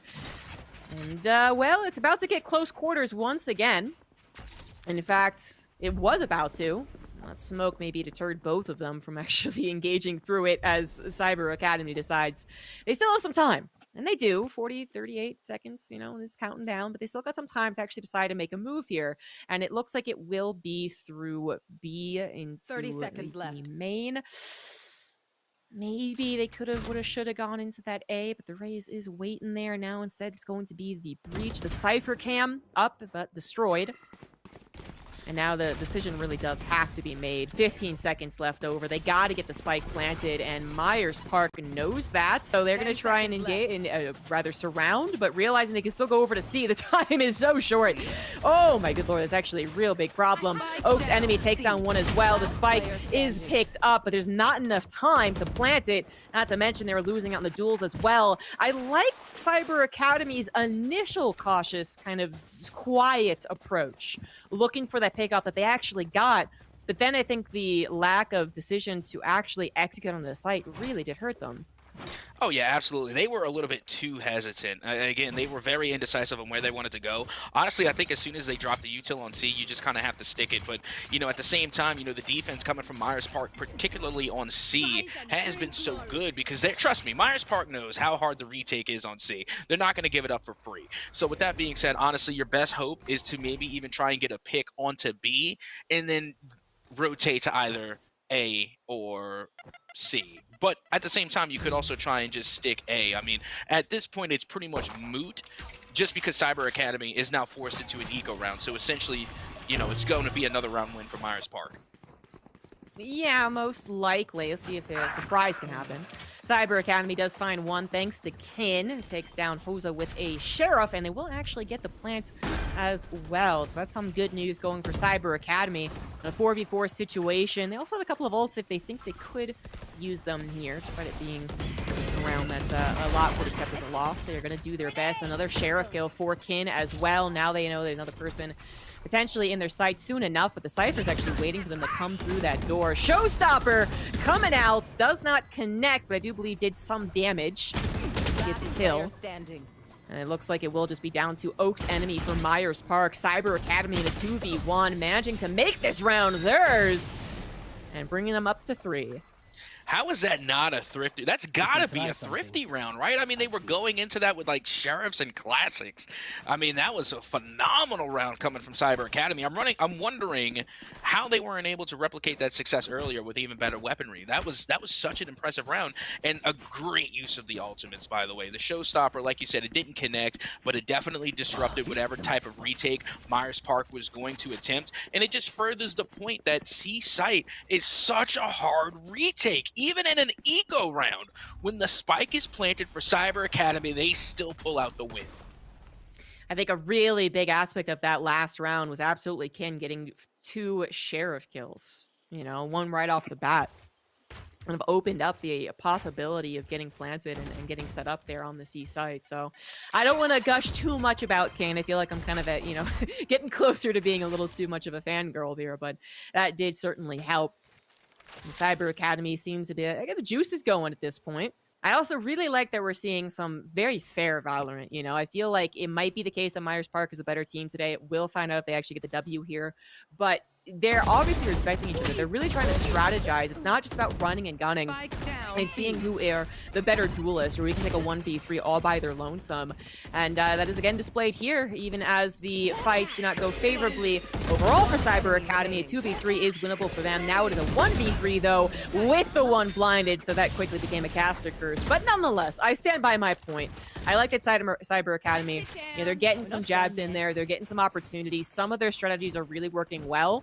But then I guess every now and again you have one that just doesn't look so hot like that one there. It's just, it's B site. B site is literally just meet and mid.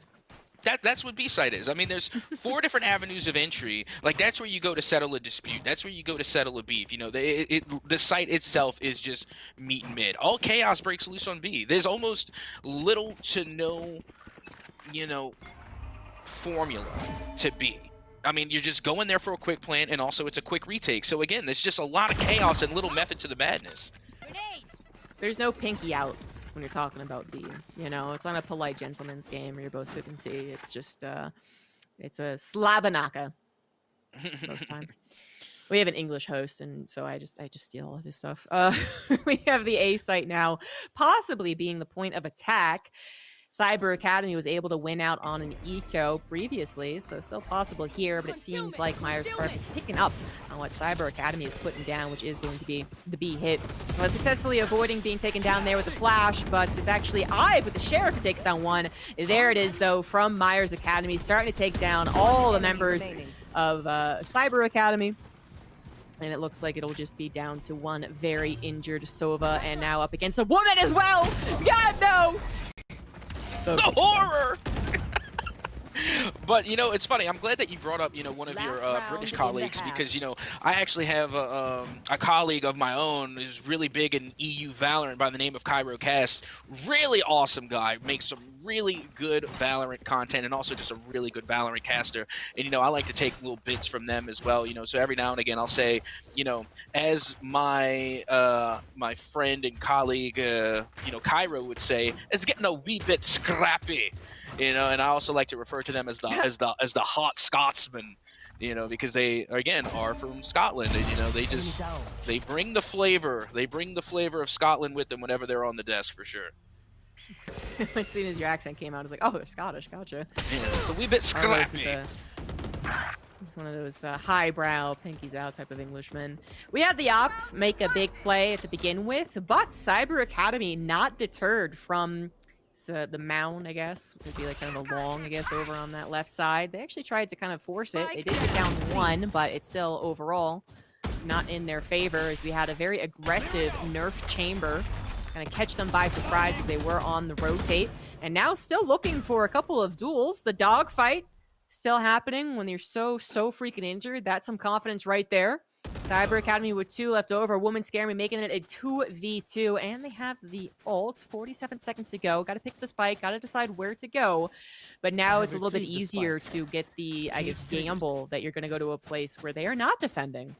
There's 3 sites you can hit and only 2 defenders. But it is still a gamble because they can't know for sure, and it looks like they are going to go to where the Astra is defending. Will she be actually looking the right direction, though? Hitting up in the corner right there, only if they move through. Obviously, their footsteps have been heard by this point. Are they checking? They do! Good on Lucent Lunar to stick there in the gun crosshair. And now it's a 2v1 with the spike initiated with 12 seconds to go, so they are totally A-okay with that. Spy cam set up as well, and this is a very good opportunity for Cyber Academy to get a 4th on the board. Booza taking the quiet approach up on top, trying to find someone a little too out in the open. Gets discovered himself, of course, but still has some room to play with, and actually finds Cypher opponents not looking the right direction. Now they know of each other. Who's going to get the shots? It is Huza. Takes down one more to go, but oh no! In the midst of the neural theft, gets taken down by Woman Scare Me, and Cyber Academy will get that 4th. Great news for them, but Huza was dangerously close to making that a clutch, and just the wrong time to use your utility. Oh, you're not kidding. I mean, that was the worst time to use the neural theft.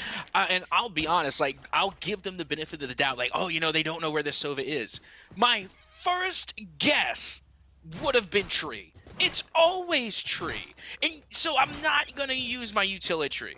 I'm especially not my own, because now you get caught out with your ult out, and then you get eliminated. So now not only did you lose the round, unfortunately, but now you no longer have your neural theft. Yeah, that's the real bummer of that. There could have been a lot of things happening. You know, he could have been reminded and went, oh yeah, it's a good idea, and then not really taking the time to get to safety, or just maybe has recently played games where they weren't at tree, you know? So they thought that would be safe. But either way, losing the round and losing your ult, it does sting. But overall, Myers Park still ahead by 4 rounds. Have some safety. They have some things to fall back on. So they shouldn't be sweating quite yet. Cyber Academy looking to retake the C sites. Typically, that hardest one to do, but we've seen it happen a lot thanks to Kin. I will be the first one to go down by the looks of things. Oh no, we're out of bullets actually. So not quite. And it is going to be Cyber Academy taking the man lead here as it's a 4v2. Fuza going for a very aggressive push forward, but Kin is ready, reloads in time, and now it is only Oak's enemy trying to stop the diffusion, which I don't think it's the right word. Stop the diffuse, but the pull can only do so much. Kin will grab a 3K for the start of this half. Yeah, I mean, I got to give it to him. That was a beautiful retake from Cyber Academy. And if you are going to try and pull a risky retake, like, well, it wasn't even, I guess it wasn't really risky, but, you know, I guess if you are going to go, you know, guns a-blazing on the retake, you want to do it during the pistol round. Probably the best time to do it. And right now we're looking at Myers Park, and it looks like they're buying here. Kind of odd. Oh. Yeah, it looked like they were bringing Spectres to the party, if I wasn't mistaken. And I don't know how I feel about that. I do see Asher there with a classic. Okay, no, here we go. They're going to be sticking with the classics. Good deal. I do see a Frenzy in there. Frenzy is actually one of my favorite sidearm budget buys as well. So again, there we go. Myers Park looking to save here. Let's see what they can make of it as we are now well and underway into round 14. It will be on to B, kind of able to sneak back there on the left side. Ive was trying to cover it, but safely, you know, not going to go for a 1v5. And they do it relatively safely. They're very injured, but they take down one. Kin takes down another, and Cyber Academy are just doing this the professional way, I would say, you know, taking them down one by one, playing the safe path forward.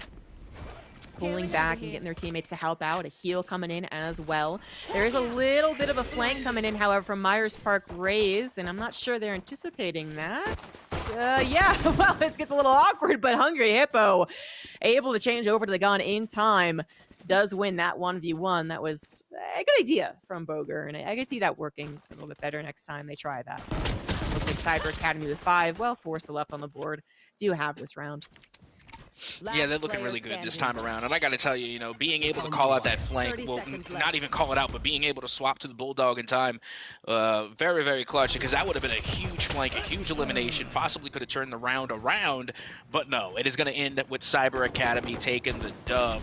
And now we're going to get into the first buy round for Myers Park here in the second half. So if Cyber Academy are able to take this bonus round, they very well could take the lead here in the second half. This is going to be a very big round for Cyber Academy.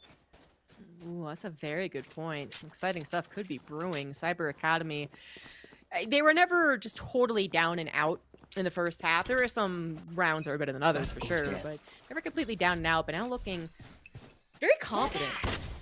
Some wisdom. They're looking wise on the side of the defense, and hopefully that continues to maybe create an even score. We have had 2 extremely close battles in the last 4 days going into some overtimes. Otherwise, not too much, and I want another one, especially if it is on a pretty cool map like Lotus.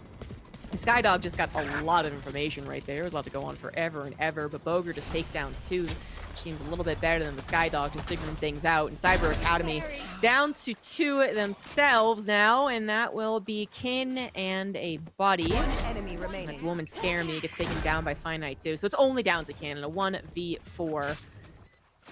They do have a rifle, so I don't know if they want to save. I mean, I would now. And yeah, I would think that actually would be the confirmation to save. They're so injured. They took down the person who was closest to finding them. Uh-oh. Oh, God. Oh, well, this is going to be awkward. Yep. They are found out. Yep, that they are. You know, I had hopes for them, too, for a moment, because they did have both of their boom packs and the showstopper. So that could have been at least one elimination going their way. And, you know, the fact that they did win that trade out, you know, I mean, they only had 30 health remaining. But, you know, that could have been a 2K, and then all of a sudden you're looking at a 1v2, a lot more doable. But with that being said, at least they still have the showstopper.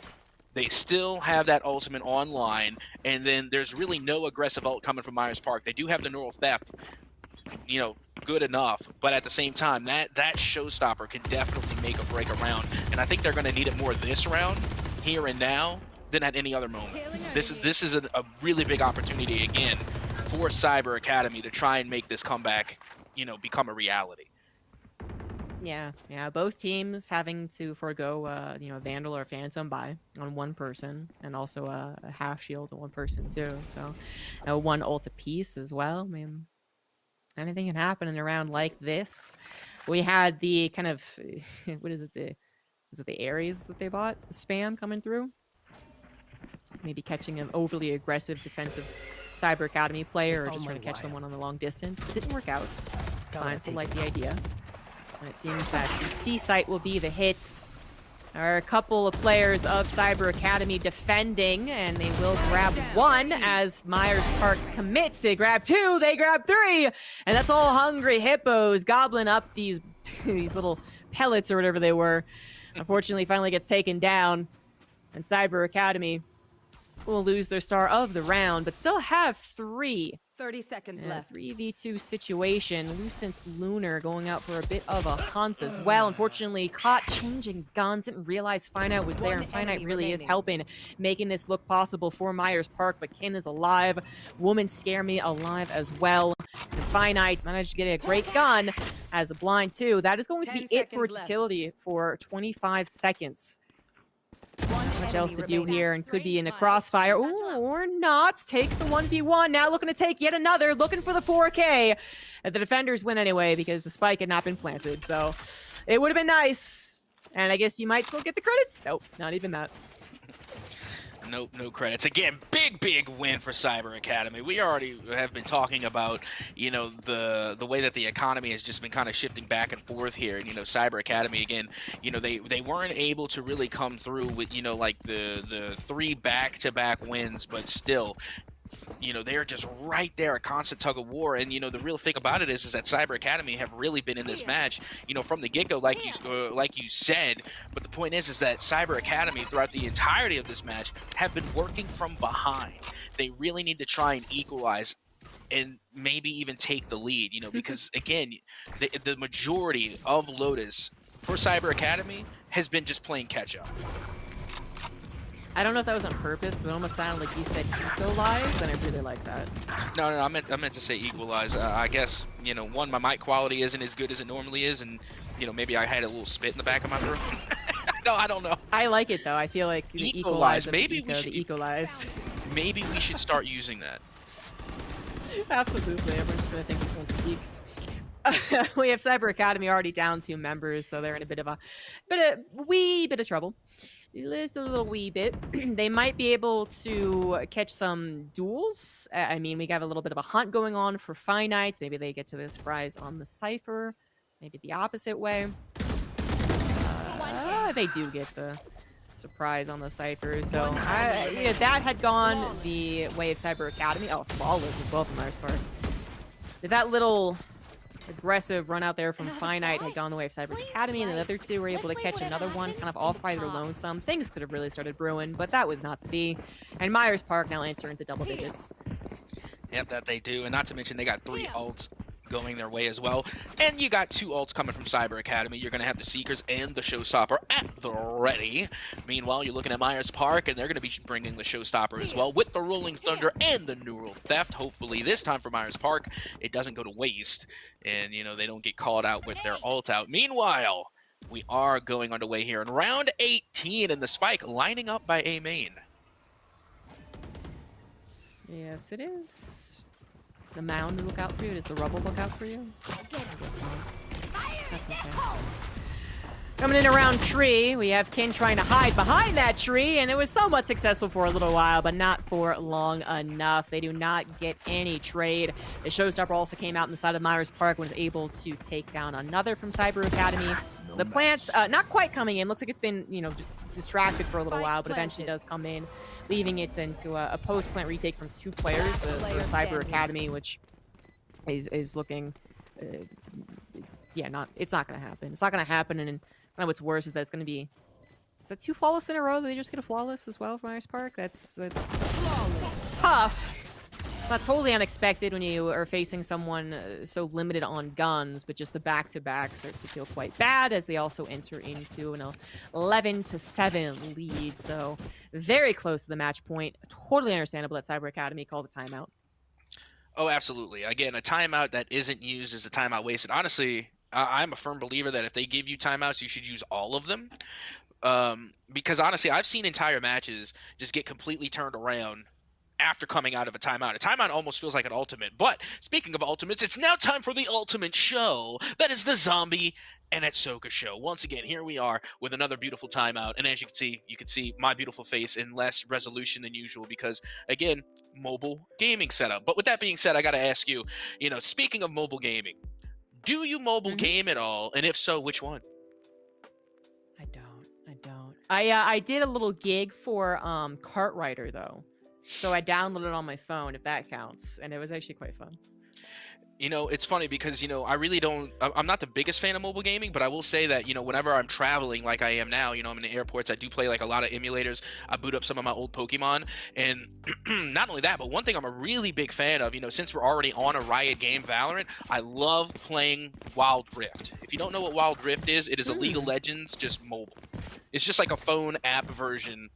It's an auto battler, yeah? Yeah. Oh, no. You're talking about the... No, it's like League of Legends mobile, but it's just called Wild Rift.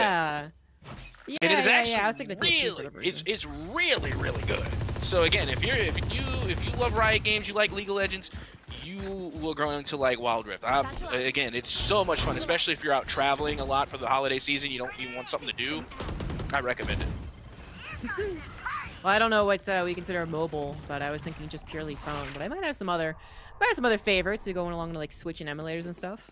Yeah, we are back into anything mobile, Oh, okay. All right, then I'll change my answer. But after we see if this is going to be getting to us to match points, because Myers Park got 3 ultimates, they're looking for the B site hit. Which if you look at the plant, let's see if Cyber Academy can pull off one of these retakes, which is starting off a man down, as they have been able to before, but.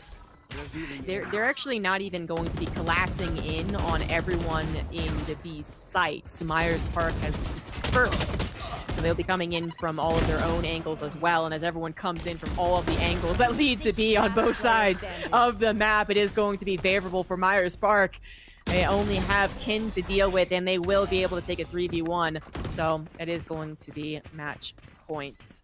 But I'll change my go-to game when I'm on the airplane or traveling is actually Final Fantasy Theater Rhythm.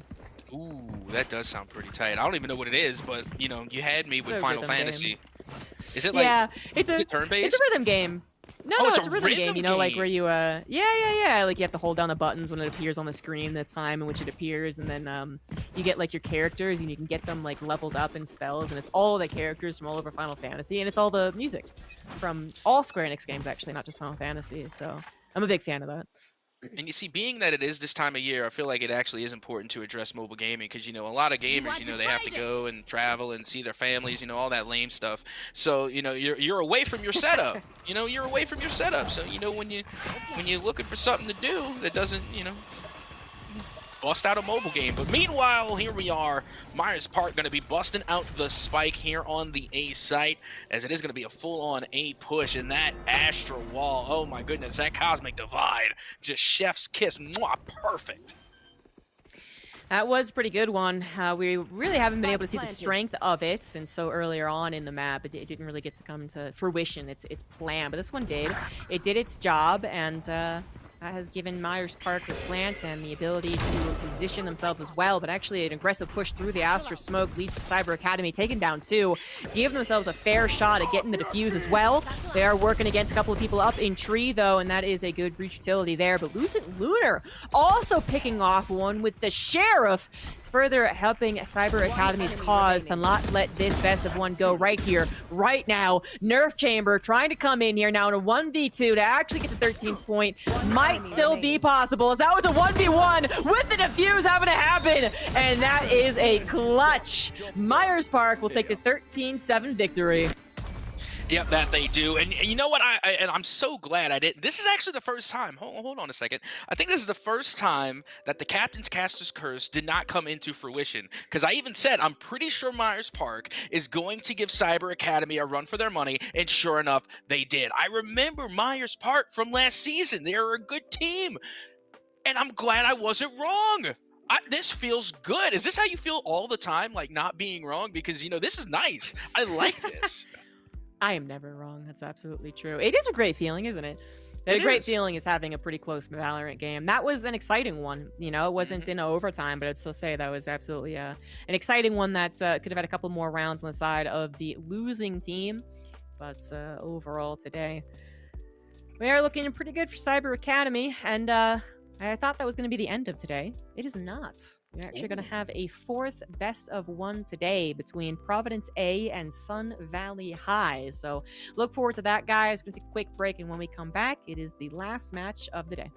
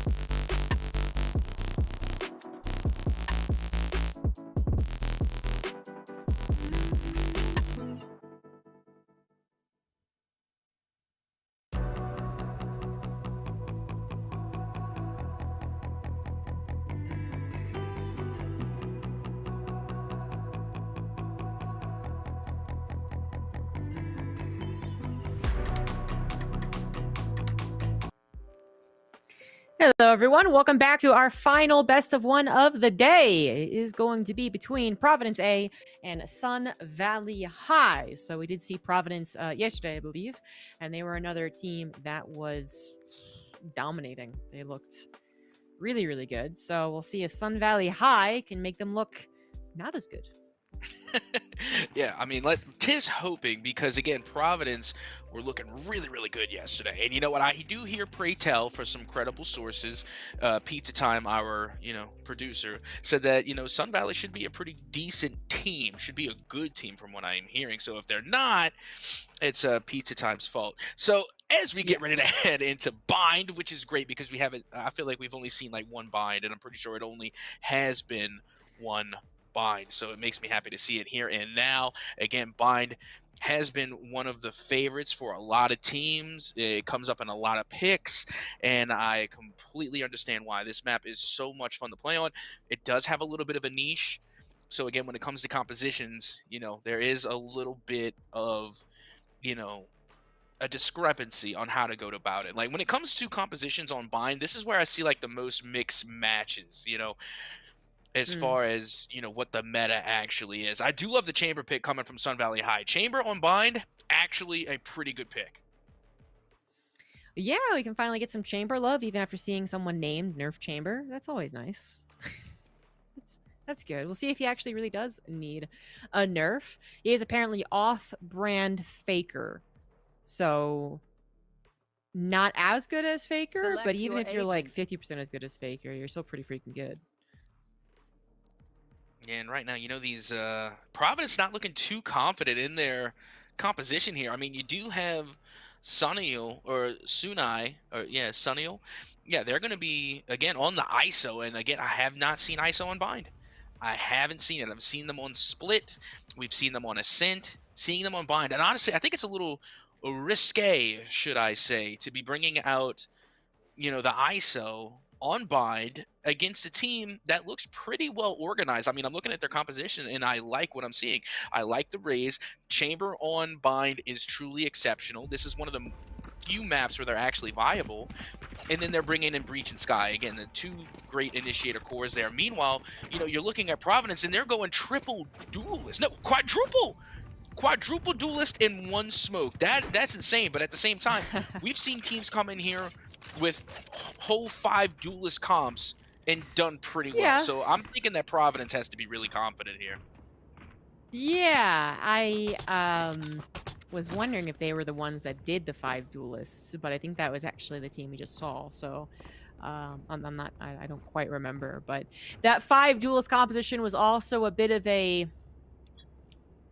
kind of just, we were pretty good, so we don't really need to worry, maybe, kind of situation, because I believe they ended up 13-0ing their opponents on Haven, if I'm remembering correctly.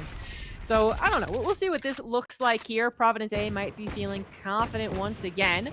They are trying to move over into the A sites. Little bits of prompting, but no sign of supreme overconfidence yet, and that is absolutely what I like to see. As soon as I see one team rushing forward just to get the W as fast as possible, I get a little worried for the 13-0. Instead, we see some actual Valorants, actually trying to test the waters, get some utility out, and try and take some of these duels, which Providence A is taking. Sun Valley High have tried to make something happen, throwing out some utility, and I guess sticking to their guns, trying to continue pushing on to A, but it hasn't come to great effect. Finally, they find a lurker, which was a nice thing for their Brimstone to figure out, and that might open up the path into Showers and onto the A site, but it is a maybe. They're down 3 members, and one of them is very, very injured. Yeah, well, here we go. Here comes the peak from Showers coming from Sun Valley, and they do have that injured Brim, who finds another limb, and another a 3K with a sliver of health. And Sun Valley managed to get the plant and the spike down on the A site. Now a 2v3 retake for Providence. Yeah, nicely done. Was not expecting that, but love it. We got double tap active, and that is going to give him the shield, which he doesn't actually need because this other teammate was taken down. The off-brand Faker and the defuse will be coming through, but clearly a good sign for the rest of the series. Thank you. As that was a little testy. That Brim getting 3 really made things look possible for Sun Valley High. Just couldn't do the rest. It's interesting to see that the kill contract is worth 7 special orbs, if that's how we're going to refer to them. It's worth 7, which I think is interesting, you know, because considering, you know, the ultimate of the kill contract and what it is, I feel like it should be a 6er. You know, I don't feel like it's like an OP Yeah. ultimate. It's not overly devastating, you know. It has even been referred to somewhat as a 50-50. You know, granted that it is a fair 1v1.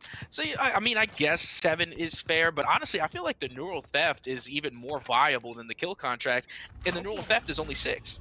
Show me a target. No, I actually like what you're putting down. I do agree. You know, I think ISO is going to be tuned, right? That's just the nature of a new agent. So that might be one of the things that they end up looking at if it continues to be underutilized or doesn't look very powerful when people do try to use them. So, I don't know, maybe you're going to be ahead of the meta here.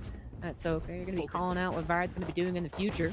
Right now, we got to call out what's happening in the actual battle, the action underway in Sun Valley High.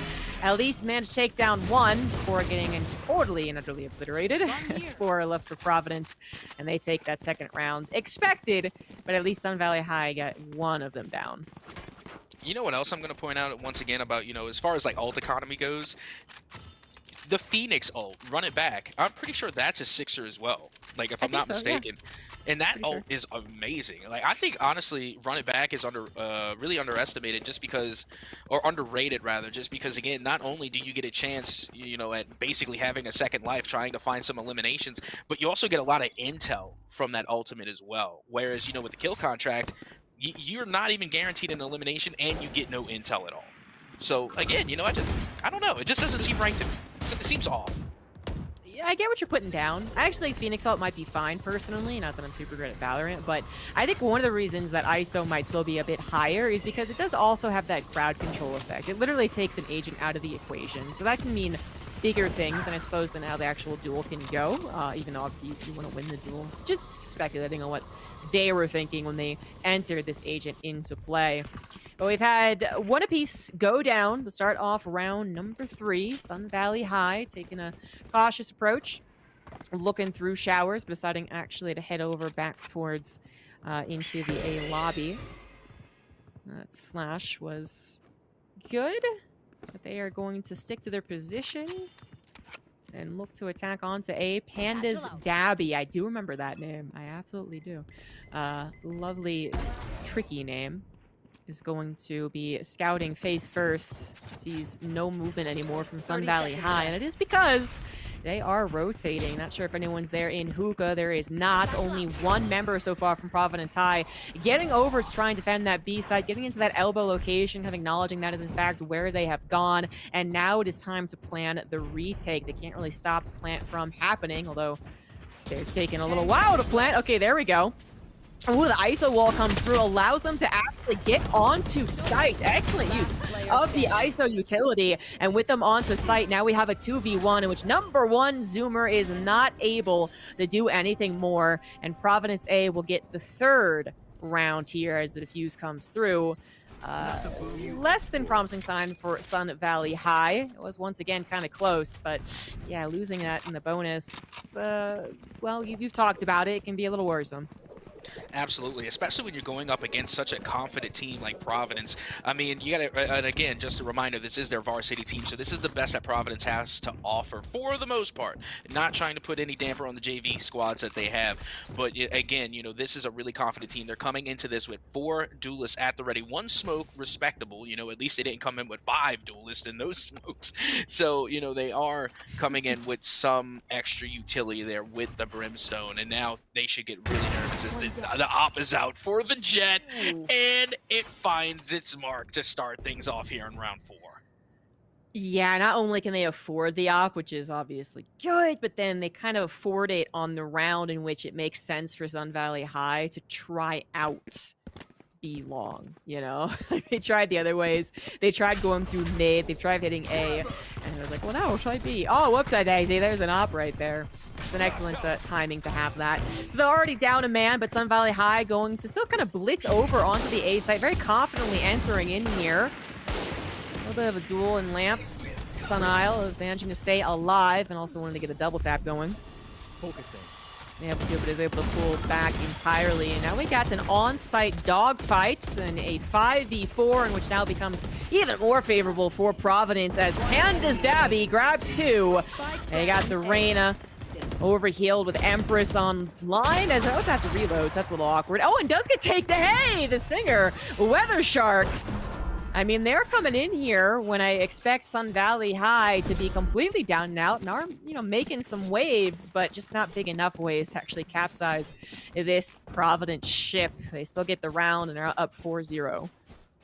Yep, that they are. To the victor go the Spurls. But with that being said, Sun Valley now, again, should be able to come through with a full buy.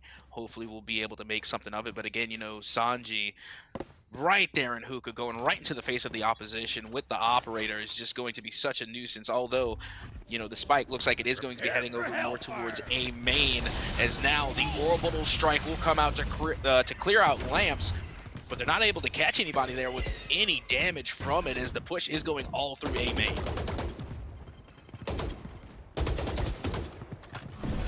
Trying to push through confidently through the smoke into the teleport, actually, which they are all successful in doing, despite Panda's Dabby trying to get some more damage done onto them. Unfortunately, it looks like Vin Smoke is actually able to get a shot off with the op and still rotate around too. So Sun Valley High simply just losing out on all of their members down to their chamber, who's on the wrong side of the field. That's a little awkward looking. I guess if you want to say they're gone, it's not. Remember the skin I was talking about? I absolutely did not see that. Yeah, that's the skin I was talking about. That theirs is was crazy. Purple. This one's green. I mean, maybe I'm just thinking of the maybe the camera like moved as soon as you brought it up, and I was just thinking of the wrong agent and the gun they were holding. I'm not sure, but I was like, that's not what I was thinking of when you said 30 that. seconds It was a crazy looking skin. Yeah, there's a ball in there. No, you're right. This is one crazy looking thing. I love that skin. I love the audio of it. I love the whistles.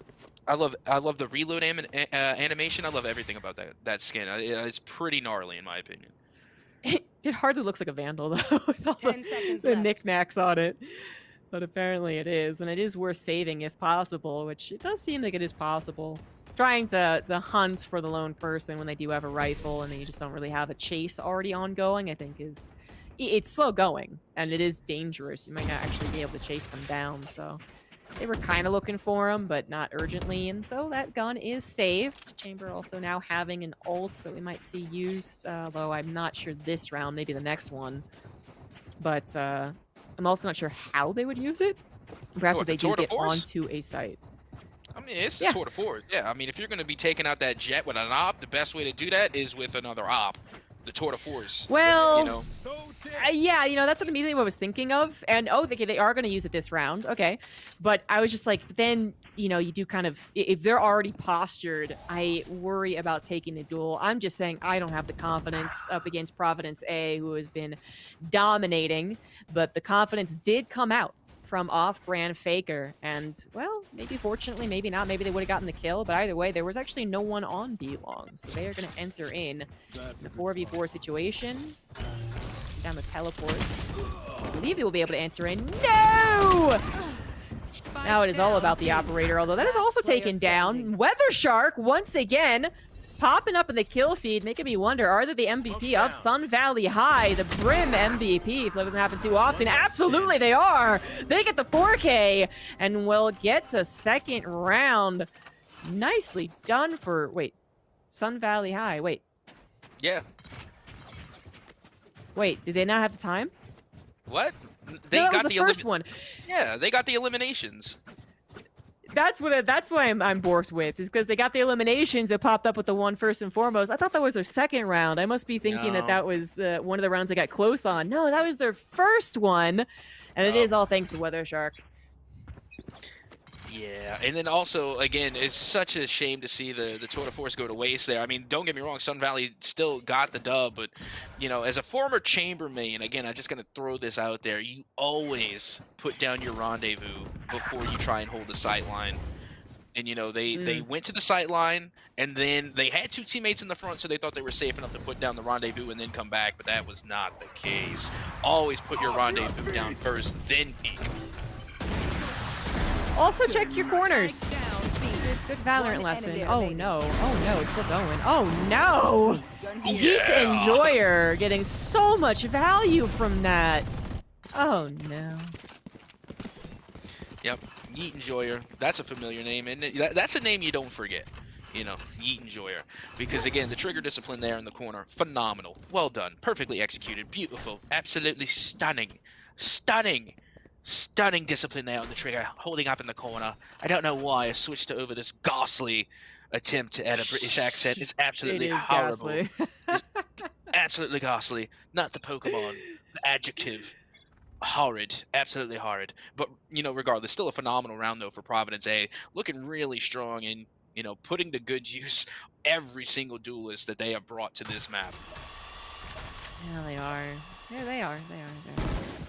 For Sun Valley to get a couple more opportunities.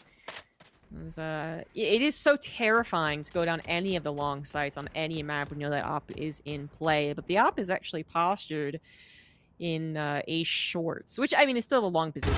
Yeah, exactly. Yep, exactly like that. But you know, I guess the point kind of is any one of these angles is absolutely terrifying. They get another one, go back in, just take the shot. It doesn't actually get a third kill, but they are still alive, ready to go back in with the teammates helping out as well. Doesn't get the shot there either. It's going to be the orbital strike from Mailbox.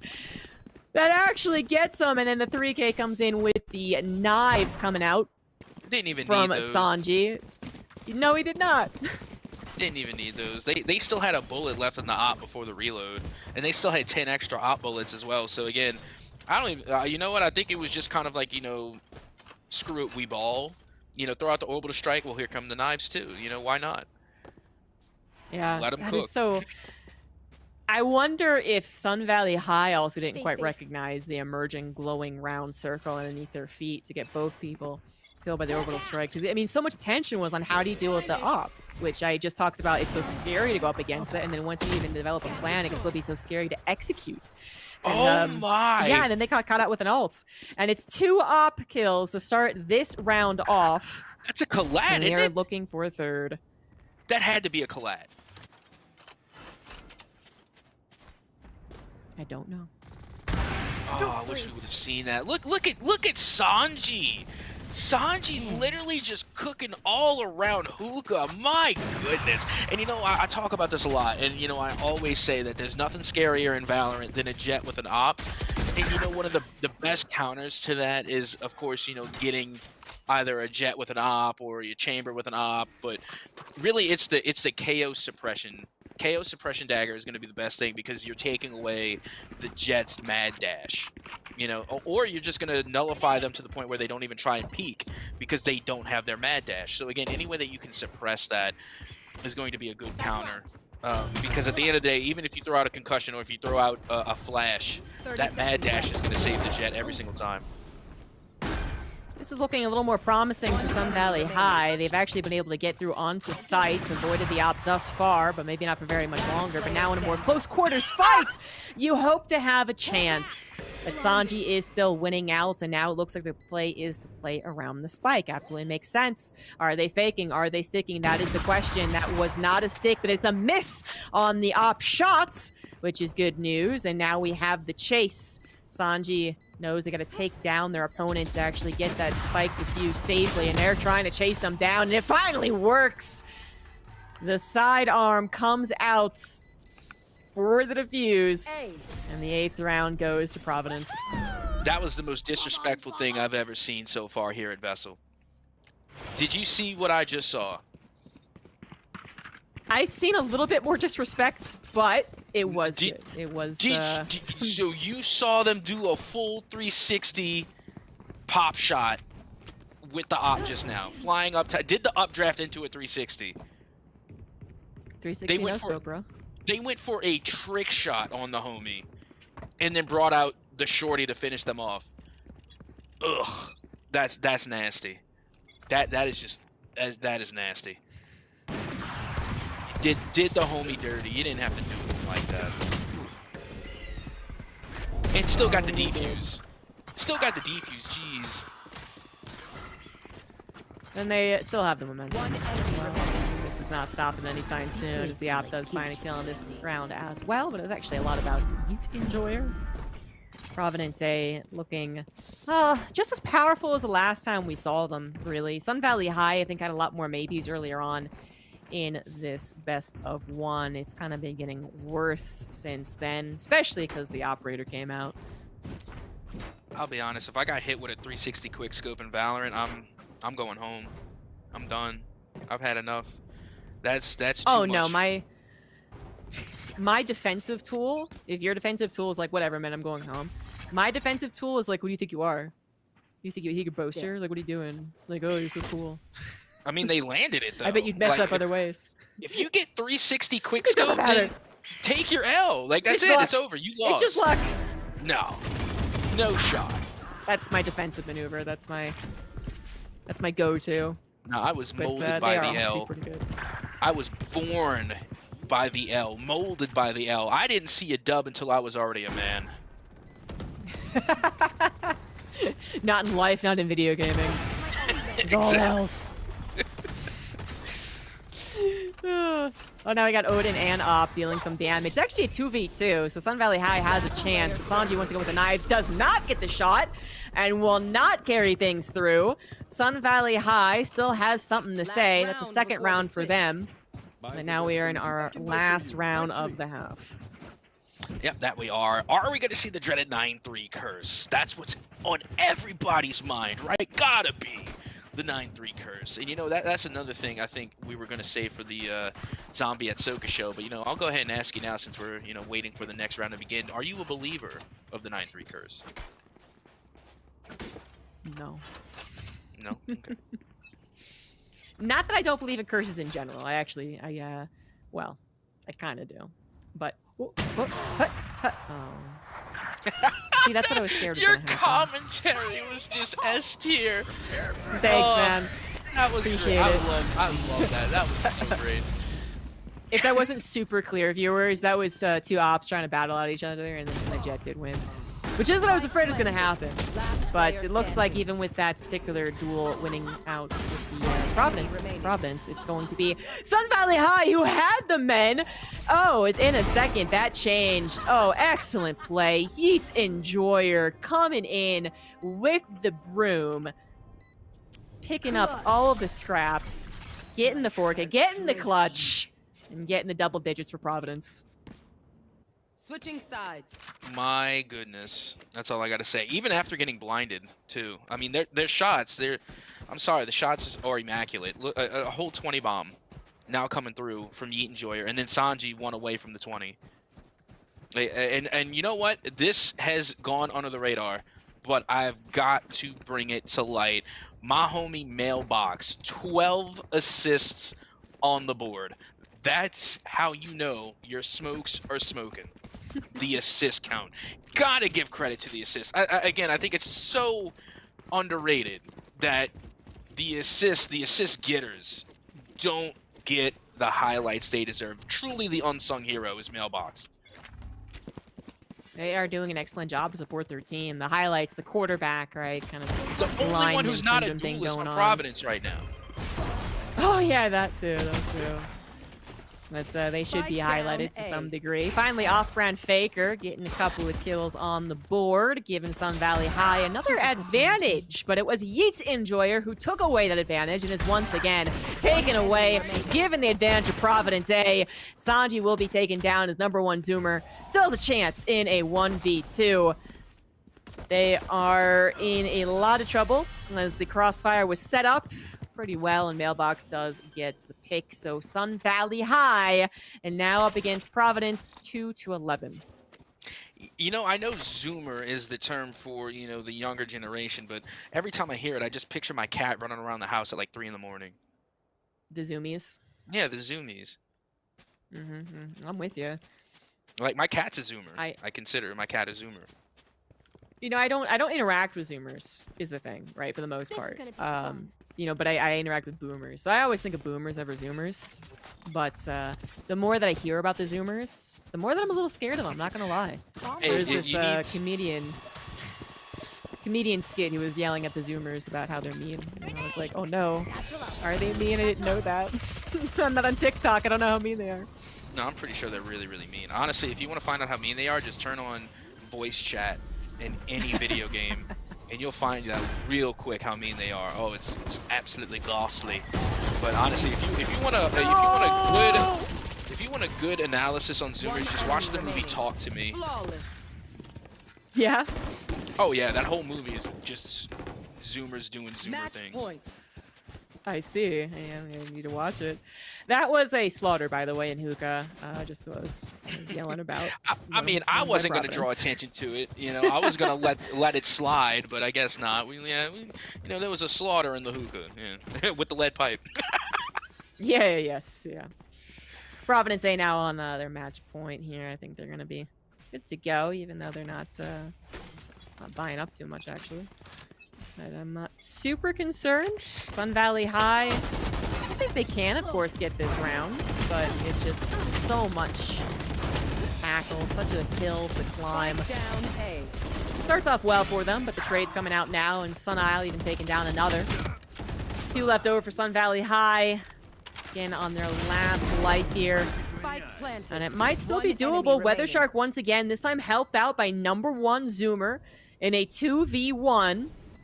Apparently, Sanji's headset's been somewhat broken this entire time, so they're playing a bit with a deficit, I guess. They do take down one, and they will take down the second, so broken headset or not. The clutch will come through, the 13-2 as well, and that will be it for Providence A versus Sun Valley High. Providence showing some similar domination to yesterday. Oh, absolutely. And I don't expect that to slow down anytime soon until they go up against teams like, you know, the Palisades, you know, maybe, you know, checking out North Mech, you know, once we get some of these varsity teams in here. But, you know, pretty much to what I expected, you know, again, Providence coming in, showing why they are the A team over there. And you know what, they just did a phenomenal job coming in with 4 duelists on bind with the unsung hero, the homie Mailbox, again, just doing smoking things. Really, the smokes were smoking. Gotta give it up to the homie coming up with 12 assists. And last I checked, they did bring in like 6 or 7 eliminations. So, you know, they were doing their thing as well. But when you come in with a squad of 4 duelists, they're gonna get the frags. That's just what's gonna happen. You know, the duelists are gonna come in and they're gonna get all the frags. They're gonna start cooking. And honestly, the best thing you could do is at least give them the smoke. So again, kudos to Mailbox, unsung hero. I see you. Well, it's been a long week so far. Plenty of Valorant matches. We've had 12, and almost all of them on Ascent, by the way. Which you didn't get today, despite being available. So that's some good news. But it's not over yet, guys. It is over for today. We'll be signing off in a second here. But tomorrow will be the last broadcast of this particular run. 5 days in a row, some excellent Valorant action. And it's been a couple of fun games. We've gotten a couple of standout stars amongst the teams and a couple of standout teams as well. So yeah, as Captain Atoka has been doing, hyping up the potential matches of some of the dominating forces might be coming your way. We'll get the roster set up and see what teams are going to be playing on tomorrow and give you guys all the deets. So make sure to be back here same time, same place for more VESL as we continue seeing who qualifies for. Thanks for watching, everyone. Have a wonderful rest of your day. Bye-bye.